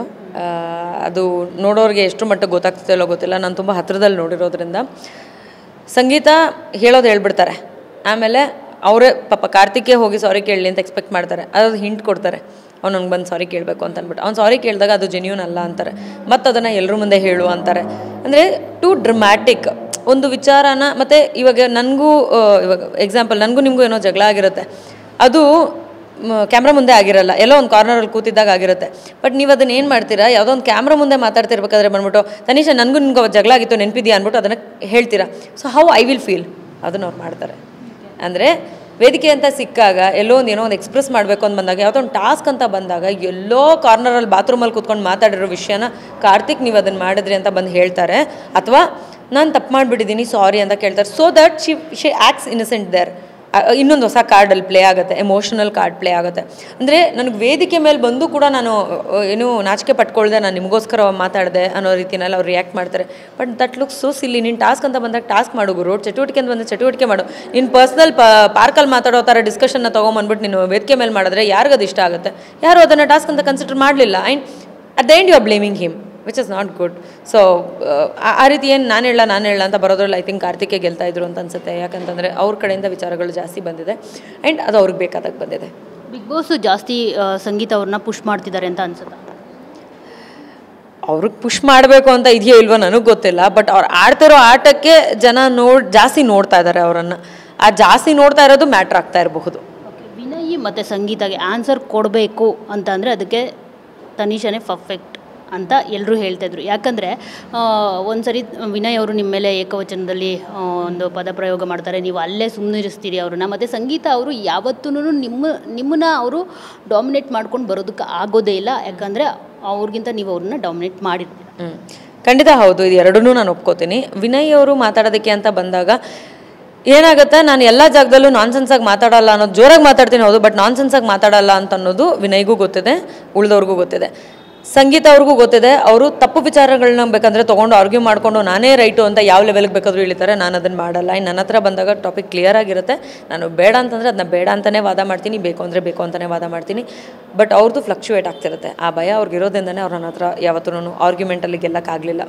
ಹಂಗೇನಾದರೂ ಆಗಿತ್ತು ಅಂತ ಅಂದಿದ್ದಿದ್ರೆ, ಅವರು ಕರೆಕ್ಟಾಗಿದ್ದರು ಅಂತ ಅಂದಿದ್ದಿದ್ರೆ ನಾನ್ಸೆನ್ಸ್ ಆರ್ಗ್ಯುಮೆಂಟ್ಸ್ ಆಗ್ತಿರಲಿಲ್ಲ. ಅವರಲ್ಲಿ ತುಂಬ ನಾನ್ಸೆನ್ಸ್ ಆರ್ಗ್ಯುಮೆಂಟ್ಸ್ ಆಗುತ್ತೆ. ಆ್ಯಂಡ್ ಈಗ ನಮ್ಮ ಮಾತಿಗೆ ಬೆಲೆ ಕೊಡಬೇಕು ಅಂತ ನಾವು ಹೇಗೆ ಅನ್ಕೋತೀವೋ ಅವ್ರಿಗೆ ಆ ರೀತಿ ಬೇರೆಯವ್ರಿಗೆ ಬೆಲೆ ಕೊಡೋದಕ್ಕೆ ಬರಲ್ಲ. ನಾನು ಅದೇ ಕಾರಣಕ್ಕೆ ರೆಸ್ಪೆಕ್ಟ್ ವಿಚಾರವಾಗಿ ಅಷ್ಟು ಮಾತಾಡಿದ್ದು. ಇಲ್ಲ ಅಂತಂದರೆ ನಾನು ಮಾತಾಡ್ತಿರ್ಲಿಲ್ಲ. ಈಗ ನೀವೇನೋ ಒಂದು ಮಾತಾಡ್ತೀರಾ, ನಿಮ್ಮ ಮಾತು ನಾವು ಕೇಳಿಸ್ಕೋಬೇಕು. ನಾವು ಮಾತಾಡ್ತಿದ್ದೀವಿ ಅಂತಂದಾಗ ಬೇಕು ಅಂತ ಕೇಳಿಸ್ಕೊಳ್ಳಲ್ಲ, ಬೇರೆ ಏನೋ ಒಂದು ಚಟುವಟಿಕೆನಲ್ಲಿ ಬ್ಯುಸಿ ಇರೋದು ಅಥವಾ ಬೇರೆ ಯಾವುದೋ ಟಾಪಿಕ್ ಮಾತಾಡೋದು, ಈ ಥರದ್ದು ಮಾಡಿದಾಗ ಹೇಳ್ತಿರೋನಿಗೆ ನಿನಗೆ ರೆಸ್ಪೆಕ್ಟ್ ಕೊಡಬೇಕು ಅಂತ ಅನಿಸಲ್ಲ, ಗೋ ಅವೇ ಅಂತಲೇ ಇರುತ್ತೆ. So that's what happens. ಹೊರ ಜಗತ್ತಿನಲ್ಲಿ ನನ್ನನ್ನು ನೋಡೋ ದೃಷ್ಟಿ ಬದಲಾಗಿದೆ ಅಂತ ನೆನ್ನೆ ಸುದೀಪ್ ಸರ್ ಹತ್ರ ವೇದಿಕೆ ಮೇಲೆ ಹೇಳಿದ್ರಿ. ಸೊ ಈಗ ಸಂಗೀತ ಅವರು ಹೇಳ್ದಾಗೆ ಅವ್ರಿಗೆ ಒಂದು ಏನಾದರೂ ಹೇಳೋದಾದರೆ ತನಿಷಾ ಅವ್ರದ್ದು ಫ್ಲಾಪ್ ಸ್ಟೋರಿನ ಸಕ್ಸಸ್ ಸ್ಟೋರಿನ? ಡೆಫಿನೆಟ್ಲಿ ಆಚೆ ಬಂದು ನೋಡಿದ್ರೆ ಸಂಗೀತ ಅವ್ರಿಗೇನೆ ಗೊತ್ತಾಗುತ್ತೆ. ಅವ್ರೇನು ಫ್ಲಾಪ್ ಸ್ಟೋರಿ ಅಂತ ಹೇಳಿದ್ರು, ಸಕ್ಸಸ್ಫುಲ್ ಸ್ಟೋರಿ ಯಾರ್ದಾಗಿದೆ ಅಂತ, ಫ್ಲಾಪ್ ಯಾರ್ದಾಗಿದೆ ಅಂತ ಕೂಡ ಗೊತ್ತಾಗುತ್ತೆ. ಟ್ರೋಫಿ ಹೌದು, ಗೇಮ್ ಅಂತ ಬಂದಾಗ ಟ್ರೋಫಿ ತುಂಬ ಇಂಪಾರ್ಟೆಂಟ್. ಬಟ್ ಈ ಜನರ ಹತ್ರ ಪ್ರೀತಿ ಗಳಿಸೋದಿದೆಯಲ್ಲ, ನೀನು ಆ ಥರ 10 ಟ್ರೋಫಿ ತೊಗೊಂಡ್ರೂ ಪ್ರೀತಿ ಸಿಗಲ್ಲ. ಆ ಪ್ರೀತಿ ನನಗೆ ಸಿಕ್ಕಿದೆ. So main is the most successful story in season 10 ಅಂತ ಮಾತ್ರ ಅಲ್ಲ, ಓವರಾಲ್ ಎಲ್ಲ ಸ್ಟೋರಿಯಲ್ಲಿ ಅಂತ ಹೆಮ್ಮೆಯಿಂದ ಹೇಳ್ಕೊತೀನಿ ನಾನು. ಎಷ್ಟು ನೋವಿತ್ತು ನಿಮಗೆ, ಅಂದರೆ ಬಿಗ್ ಬಾಸ್ ಮನೆಗೆ ಹೋಗೋದಕ್ಕಿಂತ ಮುಂಚೆ ನಿಮ್ಮ ಬಗ್ಗೆ ಇದ್ದ ಒಪಿನಿಯನ್ನು, ಅದ್ರ ಬಗ್ಗೆ ಎಲ್ಲ ಎಷ್ಟು, ಅಂದರೆ ನೀವು ಬೋಲ್ಡಾಗಿ ಆ್ಯಕ್ಟ್ ಮಾಡಿದ ತಕ್ಷಣ ಮತ್ತು ದಂಡುಪಾಳ್ಯದಲ್ಲಿ ನೀವು ಸಾಕಷ್ಟು ಹೇಳ್ಕೊಂಡಿದ್ದೀರ, ನನಗೆ ಇಷ್ಟ, ನಾನು ಆ್ಯಕ್ಟ್ ಮಾಡ್ತೀನಿ ಅಂತ ಹೇಳ್ಬಿಟ್ಟು. ಆಗ ಜನರ ಮೈಂಡ್ ಸೆಟ್ಟೇ ಚೇಂಜ್ ಇತ್ತು. ಆದರೆ ಈಗ ಕಂಪ್ಲೀಟ್ಲಿ ಬದಲಾಗಿದೆ. ನಾವೇನು ಅಂದ್ಕೊಂಡ್ವೋ ಹಾಗಲ್ಲ. ತನಿಷಾ ಒಳಗಡೆ ಹೊರಗಡೆ ಎರಡೂ ಸೇಮ್ ಅಂತ. ಅಂದರೆ ಅಲ್ಲಿ ಇಂಟರ್ವ್ಯೂಸ್ ಅಂತ ಬಂದಾಗ ಏನಾಗುತ್ತೆ, ನೀವು ಕೇಳೋ ಪ್ರಶ್ನೆಗೆ ಅಷ್ಟೇ ನಾವು ಉತ್ತರ ಕೊಟ್ಟಿರ್ತೀವಿ. ನಮ್ಮ ಕಡೆಯಿಂದ ಏನು ಒಪಿನಿಯನ್ ಅಂತ ಇರುತ್ತೆ ಅದನ್ನು ಎಲ್ಲ ಜಾಗದಲ್ಲೂ ಹೇಳೋದಕ್ಕೆ ಹೋಗಿರಲ್ಲ. ಇನ್ನೊಂದು ಬೋಲ್ಡ್ ಅನ್ನೋ ಪದದ ಮಾತ್ರ ಅರ್ಥ ಗೊತ್ತಿರುತ್ತೆ. ಬೇರೆ ಉಳ್ದಂಥ ಎಷ್ಟು ವಿಷಯಗಳಿದೆ ತನಿಷಾ ಒಳಗಡೆ ಅನ್ನೋದನ್ನು ಬಿಗ್ ಬಾಸ್ ಮನೆ ಒಳಗಡೆ ನೋಡಿದ್ದಾರೆ. ಸೊ ಪ್ರಾಬಬ್ಲಿ ಒಂದು ವ್ಯಕ್ತಿನ ಪೂರ್ತಿಯಾಗಿ ನೋಡಿದಾಗ ಅಷ್ಟೇ ಅವ್ರಿಗೆ ಆ ವ್ಯಕ್ತಿ ಹೇಗೆ ಅನ್ನೋದು ಗೊತ್ತಾಗುತ್ತೆ. ಅದು ಎಲ್ಲ ಜನರಿಗೂ ತಲುಪಿದೆ ಅಂತ ನಾನು ಭಾವಿಸ್ತಾ ಇದ್ದೀನಿ. ಎಮೋಷ್ನಲ್ ಆಗಿದ್ದಾಗ ಎಮೋಷ್ನಲ್ ಆಗ್ತೀನಿ, ಹೌದು. ಫ್ರೆಂಡ್ಶಿಪ್ ಅಂತ ಅಂದಾಗ ಅದಕ್ಕೆ ಬೆಲೆ ಕೊಡ್ತೀನಿ, ಹೌದು. ಆಟ ಅಂತ ಬಂದಾಗ ಬಿಟ್ಕೊಡಲ್ಲ, ಹೌದು. ಯಾರಾದರೂ ನನ್ನನ್ನು ತುಳಿತಾ ಇದ್ದಾರೆ ಅಥವಾ ತುಳಿಯೋ ಪ್ರಯತ್ನಕ್ಕೆ ಬರ್ತಾ ಇದ್ದಾರೆ ಅಂತಂದ್ರೂ ನಾನು ಅದನ್ನು ನೆರಳೂ ಸೋಗಿಸ್ಕೊಂಡಿರಲ್ಲ. ನಾನು ಏನು ಮಾಡಬೇಕು ಅದನ್ನು ಮಾಡಿರ್ತೀನಿ. ಬೇರೆಯವ್ರನ್ನ ನಾನು ಕೆಳಗೆ ಹಾಕೋ ಪ್ರಯತ್ನ ಮಾಡಿಲ್ಲ. ನನ್ನ ಸ್ಟ್ಯಾಂಡನ್ನು ನಾನು ತೊಗೊಳಕ್ಕೆ ಟ್ರೈ ಮಾಡಿರ್ತೀನಿ, ಅಥವಾ ನಾನು ಹೇಗೆ ನಿಂತ್ಕೋಬೇಕು ಅನ್ನೋದ್ರ ಬಗ್ಗೆ ನಾನು ತುಂಬ ಯೋಚನೆ ಮಾಡಿರ್ತೀನಿ. I would have work towards that. ಅಷ್ಟೇ ಬಿಟ್ಟರೆ ನಾನೇನು ಅನ್ನೋದನ್ನು ಪೂರ್ತಿಯಾಗಿ ತೋರಿಸೋದಕ್ಕೆ ಬಿಗ್ ಬಾಸ್ ನನಗೆ ಹೆಲ್ಪ್ ಮಾಡಿದ್ರು ಅಂತ ಅನಿಸುತ್ತೆ. ನಾನು ಮಾತಾಡಬೇಕಾದ್ರೆ ಹೌದು ಬೋಲ್ಡ್, ಇವಾಗ ಯಾಕೆ ಬೋಲ್ಡ್ ಹೌದು ಅಂತ ಅನಿಸ್ಲಿಲ್ಲ. ಹೌದು ಬೋಲ್ಡ್ ಹೌದು, ಅಲ್ಲೂ ಹೌದು ಇಲ್ಲೂ ಹೌದು. ಬಟ್ ಉಳಿದ ವಿಚಾರಗಳು ತಿಳ್ಕೊಂಡಾಗ ಅಷ್ಟೇ ಯಾಕೆ ಇಷ್ಟು ಬೋಲ್ಡು ಅನ್ನೋದು ಗೊತ್ತಾಗುತ್ತೆ. So I think I have reach there. Tanisha ಅವ್ರ ಬಗ್ಗೆ ತುಕಾಲಿ ಒಂದು ಮಾತು ಹೇಳ್ತಿರ್ತಾರೆ, ಅಂದರೆ ಅವ್ರ ಮನೆಗೆ ಒಂದು ಬ್ರಷ್ಷು, ಒಂದು ಪೇಸ್ಟು, ಒಂದು ಸೋಪ್ ಎಲ್ಲವನ್ನೂ ತನಿಷಾ ಅವರೇ ತರಬೇಕು ಅಂತ. ಸೊ ಅದೆಲ್ಲ ಒಂದು ಕಡೆ ಕನೆಕ್ಟ್ ಆಯಿತು. ಅಂದರೆ ಒಬ್ಬ ಹುಡುಗಿ ಇಷ್ಟೊಂದು ಸ್ಟ್ರಾಂಗಾಗಿ ಒಂದು ಮನೆ ನಡೆಸ್ತಿದ್ದಾರಲ್ಲ ಅಂತ ಅಂದ್ಬಿಟ್ಟು ಈಗ ಆ ಕಷ್ಟಗಳನ್ನೆಲ್ಲ ನೆನೆಸ್ಕೊಂಡ್ರೆ ಹೀಗೆ ಅನಿಸುತ್ತೆ ತನಿಷಾ? ಇದು it's not just about money, it's about the process also. ಓಕೆನಾ? ಈಗ ನಮ್ಮ ಮನೆಯಲ್ಲಿ ಹೇಗಾಗುತ್ತೆ ಅಂತಂದರೆ, ಒಂದು ಬೆಳಗ್ಗೆ ವೆರಿ ಫಸ್ಟ್ ಐಟಮ್ ನಮ್ಗೆ ಏನು ಬೇಕಾಗುತ್ತೋ ಅದರಿಂದ ಹಿಡಿದು ಗುಡ್ ನೈಟ್ ಹೇಳಬೇಕಾದ್ರೆ ಕೊನೆಯಲ್ಲಿ ಏನು ಬೇಕಾಗುತ್ತೋ ಅಲ್ಲಿವರೆಗೂ ನಾನು ನೋಡ್ಕೊಳ್ತೀನಿ. ಆ್ಯಂಡ್ ಎಸ್ ಅಫ್ಕೋರ್ಸ್ ನನ್ನ ಆ್ಯಬ್ಸೆನ್ಸಲ್ಲಿ ನನ್ನ ಫ್ರೆಂಡ್ಸ್ ತುಂಬ ವರ್ಕ್ ಮಾಡಿದ್ದಾರೆ towards that. I am so happy about and I am thankful also.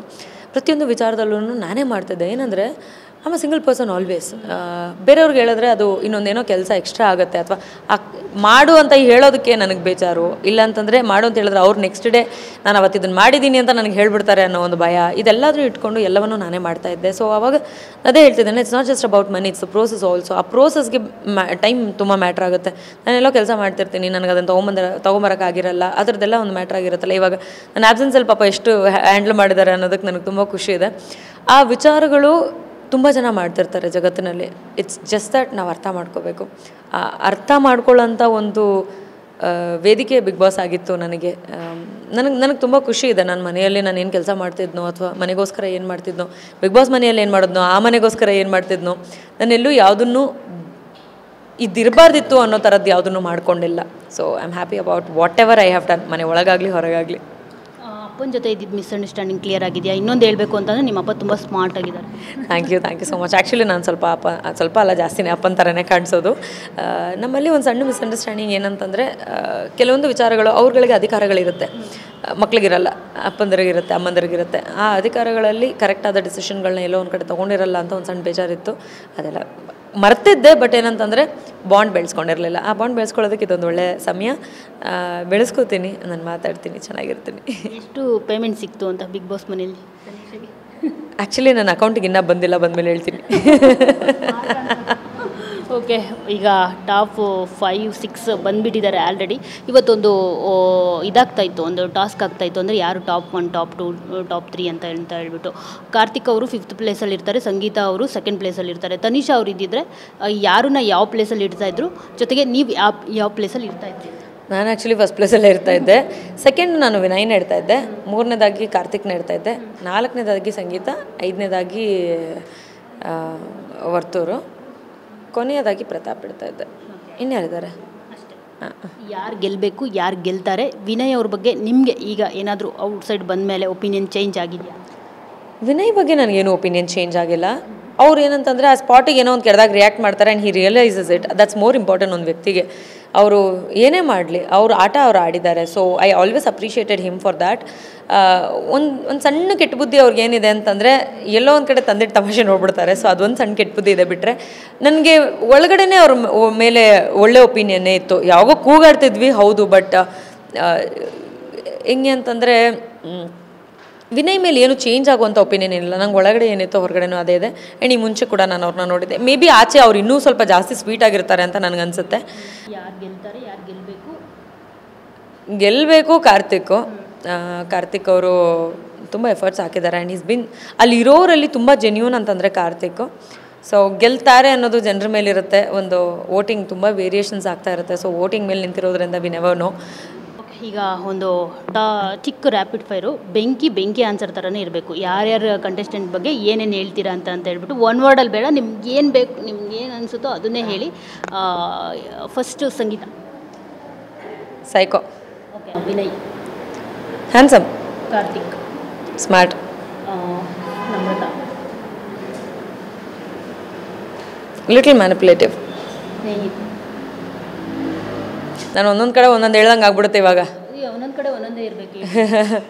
ಸ್ನೇಹಿತಿಗೆ ಬೈಬೇಕು ಅನಿಸುತ್ತೆ ನನಗೆ ಅಷ್ಟೇ. ಅವ್ರು ನಡ್ಕೊಳ್ಳೋ ರೀತಿಗೆ ಬುದ್ಧಿ ಕೈಯಲ್ಲಿಲ್ಲ. ಅತಿ ಬುದ್ಧಿವಂತ. Innocent. Cute. Mother Theresa. A good one. Idiot. Pratap. Calculative. human being. Gauri Shetty. Very knowledgeable person. Tanisha. ಬೆಂಕಿ.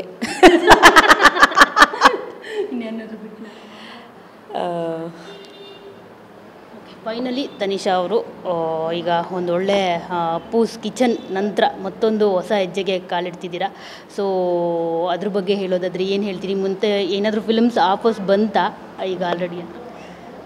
ಆ್ಯಕ್ಚುಲಿ ತುಂಬ ವಿಷಯಗಳನ್ನ ಲೈನಪ್ ಆಗಿದೆ. ನಮ್ಮ ಫ್ರೆಂಡ್ಸ್ ಆ್ಯಂಡ್ ಟೀಮ್ ತುಂಬ ಚೆನ್ನಾಗಿ ಅದನ್ನು ಹ್ಯಾಂಡ್ಲ್ ಮಾಡಿದ್ದಾರೆ. ಮೊದಲನೇದಾಗಿ ಕುಪ್ಪಂಡಾಸ್ ಅಂತ ನಾವು ಸಿಲ್ವರ್ ಜ್ಯುವೆಲ್ರಿ ಲಾಂಚ್ ಮಾಡಿದ್ದೀವಿ. ನೆಕ್ಸ್ಟ್ ಒಂದು ಮಂತಲ್ಲಿ ಅದರದ್ದು ಒಂದು ಔಟ್ಲೆಟ್ ವಿಜಯನಗರಲ್ಲಿ ಓಪನ್ ಆಗುತ್ತೆ. I think that will also be a grand success. ಎರಡನೇದಾಗಿ ಕುಪ್ಪಂಡಾಸ್ ಅಂತ ನಾವು ಒಂದು ಪ್ರೊಡಕ್ಷನ್ ಹೌಸ್ ಓಪನ್ ಮಾಡಿದ್ದೀವಿ. ಸೊ ಅದರಲ್ಲಿ ಬಂದಂಥ ಮೊದಲನೇ ಸಾಂಗೇನೆ ಬೆಂಕಿ ಸಾಂಗು ತುಂಬ ಚೆನ್ನಾಗಿ ಓಡ್ತಾಯಿದೆ. ದಯವಿಟ್ಟು ಎಲ್ಲರೂ ಬೆಂಕಿ ಸಾಂಗ್ನ ನೋಡಿ.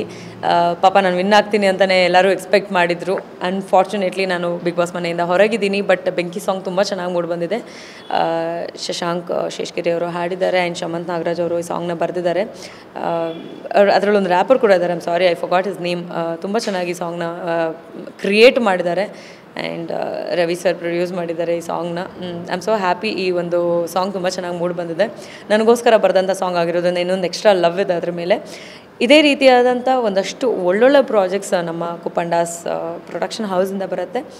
ಸಣ್ಣದೋ ದೊಡ್ಡದೋ ಒಟ್ಟಿನಲ್ಲಿ ಬೆಂಕಿ ಥರ ಇರುತ್ತೆ. ಮತ್ತು ಟ್ರೆಂಡಿಂಗಲ್ಲಿ ಇರಬೇಕಷ್ಟೇ. ಹೌದು ಹೌದು. ಓಕೆ, ಎಷ್ಟು ಕೆ ಜಿ ಸಣ್ಣ ಆಗಿದ್ದೀರಾ? ಜೊತೆಗೆ ನಿಮ್ಮ ಫ್ಯಾನ್ಸ್ಗೆ ಏನು ಹೇಳ್ತೀರಾ? ನಾನೊಂದು 8 kg ಸಣ್ಣ ಆಗಿರ್ಬೋದು, 8 to 10 ಇನ್ ಬಿಟ್ವೀನ್. ನನಗೆ ಇಷ್ಟೊಂದು ಪ್ರೀತಿ ಕೊಟ್ಟಂಥ ಪ್ರತಿಯೊಬ್ಬ ಅಭಿಮಾನಿಗೂ ನನ್ನ ಕಡೆಯಿಂದ ಹೃದಯಪೂರ್ವಕ ಧನ್ಯವಾದಗಳು. And I love you all. Thank you so much, all the best. So ನೋಡಿದ್ರಲ್ಲ, ಇದು ಬೆಂಕಿ ಮಾತುಗಳು. ತನಿಷಾ ಕುಪ್ಪಂಡ ಅವರು ಎಲ್ಲದಕ್ಕೂ ಸಖತ್ ಸ್ಟ್ರೈಟ್ ಫಾರ್ವರ್ಡಾಗಿ ಆನ್ಸರ್ ಮಾಡಿದ್ರು. ಕ್ಯಾಮ್ರಾ ಪರ್ಸನ್ ಪ್ರಶಾಂತ್ ಜೊತೆ ಮಂಗಳ ರಾಜಗೋಪಾಲ್, ಟಿ.ವಿ. 9 ಬೆಂಗಳೂರು.